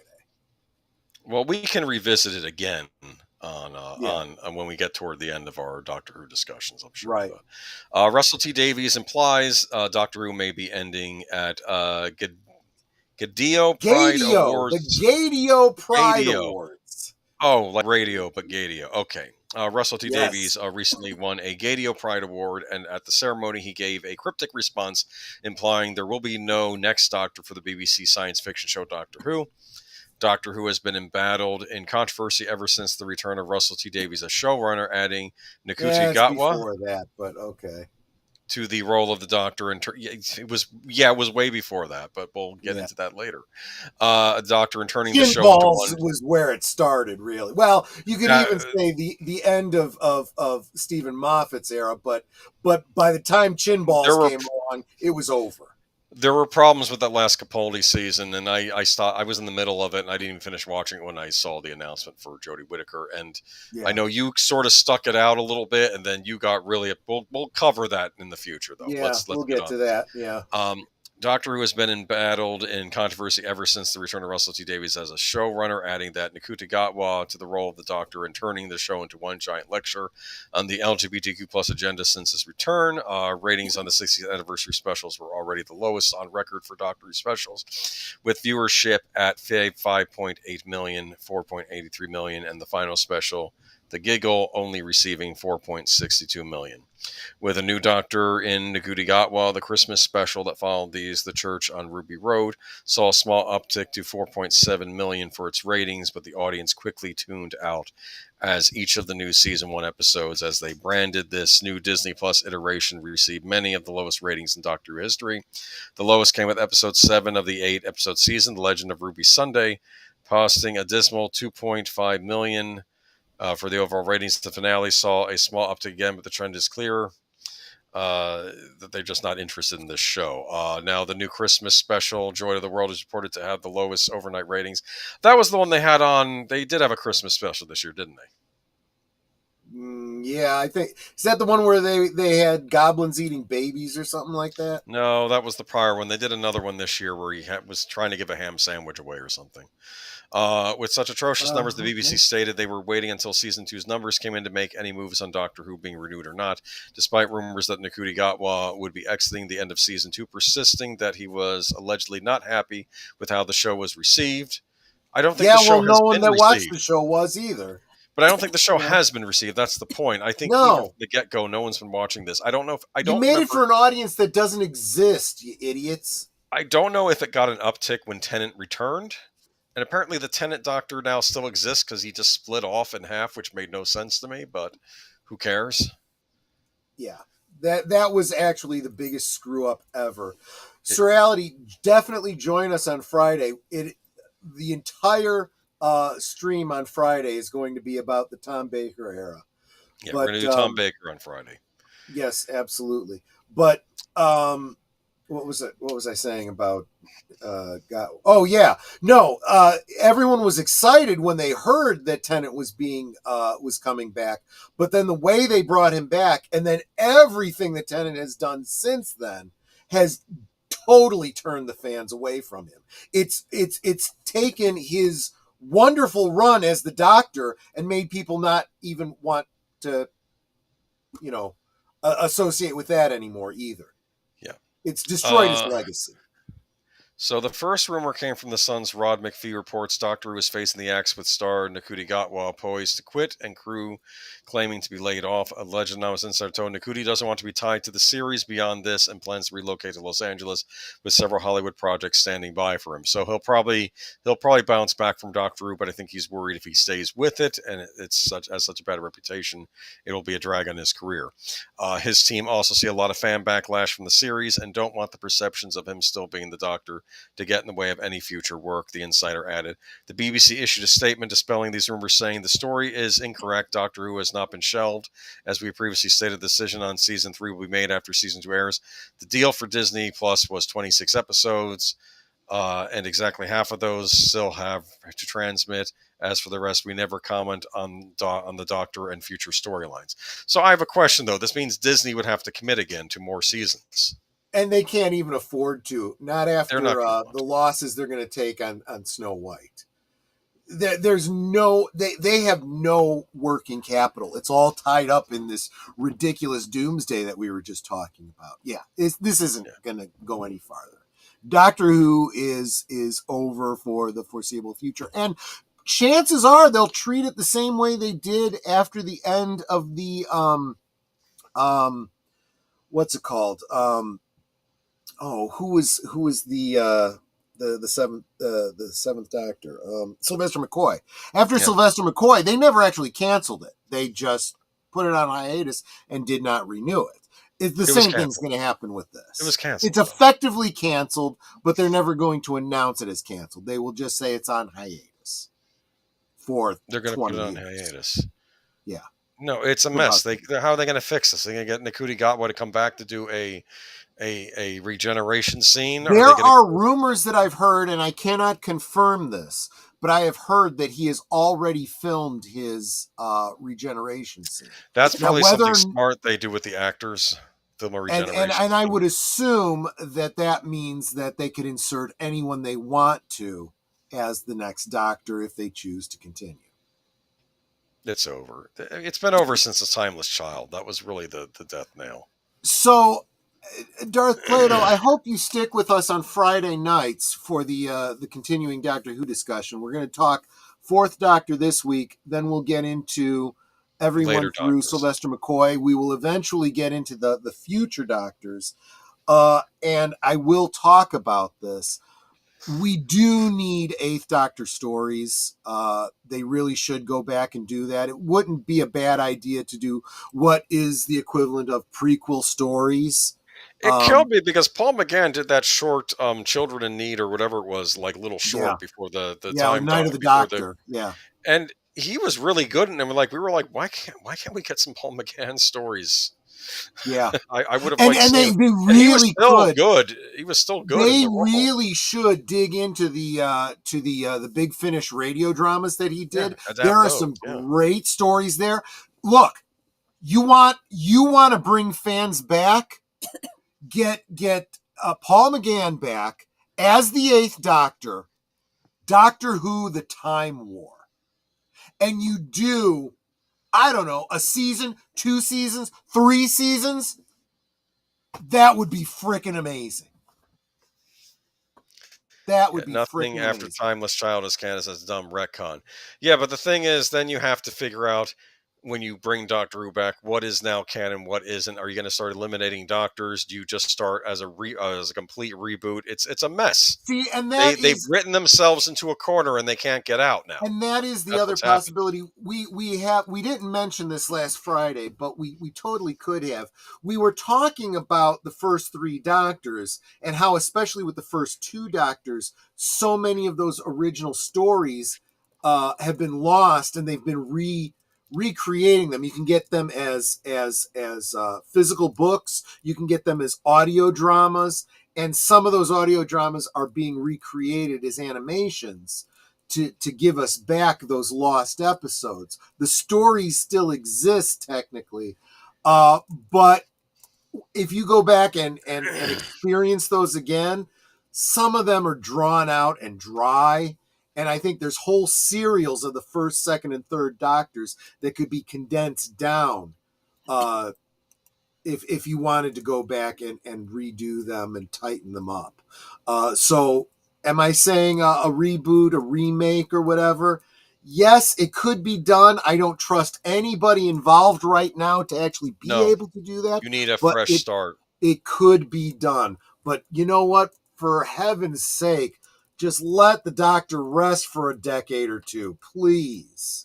You know what they could do if they wanted to? Because we saw this with the Adventure in Time and Space. They could always do a Doctor Who special once a year and just recreate one of the classic episodes, but maybe with a new actor playing like William Hartnell or Patrick Troughton, and just try to do redo some of those lost episodes and just do it as like a special. They could always do that. That might be interesting. Actually, you know what would be kind of interesting and fun if they did it right? You hire an actor to play the William Hartnell role, right? Well, they already have one. What's his name? Who played Finch? No. I understand that. I agree with you. But no, go younger. Go younger and through makeup, not through CG, through makeup, age him up. Okay, to make him look more like a Hartnell. And then when you go to the second Doctor, you de-age him, you take all the makeup off, different wig, and he becomes the second Doctor. I'm also suggesting you shorten the seasons, so instead of having, what was it? It was 3 seasons of the first Doctor, maybe take the major story arcs, condense them down into 1 season, and then go into your second Doctor, same actor, because and that would be a nice little nod to the idea that the original idea was that it was a rejuvenation, not a completely. I want to bring up Darth Plato's comments too. Yeah. The UK has more severe problems in the iconoclasm of Who, but I think what's going on with Who is a symptom. I think that this is a symptom of greater problems. I think no. That's absolutely true. That's why I say falling apart. That's why I say put the TARDIS in the fridge for the next 10 to 20 years before we. I'm really mixing my metaphors there, aren't I? But you guys want to have an interesting time. Sports things too. Well, yeah, I know. Good point. Look up videos on YouTube leaving Britain and see how young people are now saying we got to get out of here. We got to leave. Absolutely. There's a whole, and the people that are going to Britain, people that are leaving the U.S. to go to Britain, it's like, good luck to you. Seriously. No, there are people heading out. It's an interesting. It's a disaster over there right now. I would not want to be in England right now. I do feel sorry for our friends across the pond right now. We'll pick hope up things the get better Doctor for Who you. talk on Friday. Trust me, folks. Late actor Tony Todd closes out quarter century of playing William Bloodworth. That's a great name. It is. Bloodworth. In Final Destination Bloodlines trailer. Yeah, if you want to go ahead and post that last one. I am, yeah. Sure, take your time. It's our last story of the night. I thought we'd end on something positive. The great Tony Todd will at least get to be in the latest Final Destination movie. Yep. The late, great Tony Todd. Here we go. Late actor Tony Todd is giving fans his final on-screen role with the highly anticipated Final Destination Bloodlines. Todd played William Bloodworth across 25 years of the Final Destination franchise. Bloodlines is the sixth installment of the beloved horror films. Final Destination Bloodlines stars Caitlin Santawana, Tio Briones, Richard Harmon, Owen Patrick Joyner, Anna Lore, and Breck Bassinger alongside Todd. While the plot remains just as mysterious as the reason for the predetermined deaths, we do know that the future will be getting an IMAX release. Adam Stein and Zach Lipovsky co-direct from a screenplay by Guy Busick, Ready or Not and Scream, and Laurie Evans-Taylor. The story is by John Watts of Spider-Man No Way Home. Busick and Evans-Taylor. Final Destination Bloodlines is based on characters created by Jeffrey Reddick. From the trailer, so tagline reads, the newest chapter in New Line Cinema's bloody successful franchise takes audiences back to the very beginning of death's twisted sense of justice. The plot line from the trailer is that these are parents that avoided death, but now death is coming for their children. Because these are children that shouldn't even exist. Do you understand? The parents are meant to die. So that was what I got from the trailer. But William Bloodworth's speech is based on the theme of the movie. And it could have been... Okay, wait a minute. Okay. Candyman icon Todd died at age 69. He will be reprising the role of William Bloodworth in his final on-screen credit. The first Final Destination director, James Wong, told Variety for the film's 20th anniversary that Todd was key to the groundbreaking franchise. Yeah, William Bloodworth's speech basically is the theme of the movie, and it could have been nothing without the right actor. Wong said, God rest his show. God rest his soul. He gave us the right amount of gravitas, but also the right amount of entertainment. He always has that kind of lilt or something where you go, is he with me? So he's just perfect. The great Tony Todd, you got to see him in a role that actually he was known for in those movies again. So, But yeah, is that the last story? That is the last story, yeah. Oh, look at that. We got done. I didn't think we were... Okay. A lot of stories tonight, but I had to end with Tony Todd because, I mean, talk about a veteran actor on Star Trek, too, he and in science fiction in general. So I'm glad he's finally getting his final moment. And the movie looks good. If you like Final Destination movies, you should like this one. There's a horrifying scene at the beginning where someone breaks a glass, and then like a piece of the glass gets stuck in with all the ice that they're putting in the drinks. And it's like, no! Oh, God. Yeah. It's like, this is nightmare fuel. Like, I can't look at this, like... No, absolutely. Did I ever tell you one of the Final Destination DVDs allow you to choose who lived or died? Like you could hit a switch on the remote. You did mention that. I like that, and I think I said at the time it's a brilliant use of the medium of DVD where you can make it a choose your own adventure kind of thing. Yeah. What do we got here? Sorry, I was just trying to get it. I live in England. Love all. Cheers, Boomer. Okay, well, I hope... Absolutely. I hope like I said, I'm just seeing YouTube videos. You know the reality more than I do over on the ground. Exactly. There, so. Exactly right. Exactly right. And hope to see you then on Friday to talk about Doctor Who some more. But I hear that he was, and he did, and I had no idea. Wanted to finish this movie despite the fact. There is a certain irony to working on a movie like Final Destination, which is literally about death. And his character, from a certain point of view, was like a kind of personification of death, or at least, an avatar. You never knew exactly, because it's like he's always there as he knew about death. He was the guy who was there to explain death. So there is a certain... He explained to the kids what's going on. It's like you can't really cheat death. He'll come back. He'll come after you. So that is pretty interesting. Yeah, great talk. But we have a lot to between now and Friday. So stay right here. Don't touch that dial, because right after this stream, well, at least if you're watching on my channel or Netter's channel, you will be auto-dramatically shot over to Deleted Scenes channel for his what is it, by appointment only, or I forget like that, yeah. Forget the name of the stream. He'll be by invitation only. He's sitting down with, I believe, Joe's Atmosphere tonight. So get over there, check it out, have fun. Tomorrow night, members of my channel, and I have a few new members tonight, including Ruby Hoove. Thank you so much, too, for also gifting a membership to a new member who will be able to join us tomorrow night for the members-only Monday Night at the Movies, Animal House, National Lampoon's classic. The members decided what they wanted to watch, and that is what we will be watching. So that's tomorrow night to members only, 9 Central, 10 Eastern. Looking forward to hanging out with y'all tomorrow night. Tuesday night, of course, you don't ever want to F with that Mac Daddy, William Bloodworth. That's death. Yeah, I didn't know the exact quote, but I knew it was something like that. Yes. Rest in peace, my dad. You're absolutely right. Tuesday, speaking of Deleted Scenes, on Deleted Scenes channel, live from Sparkwood and 21, we will be concluding the 4-part fan film Queen of Hearts, the Twin Peaks fan film. Looking forward to that.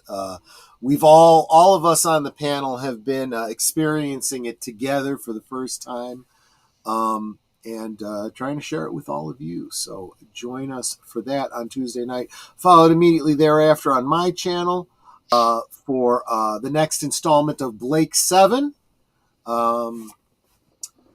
Those of you that don't know about Blake 7, it's a British sci-fi show that I loved when I was a teenager, and I'm trying to share it with all of you guys.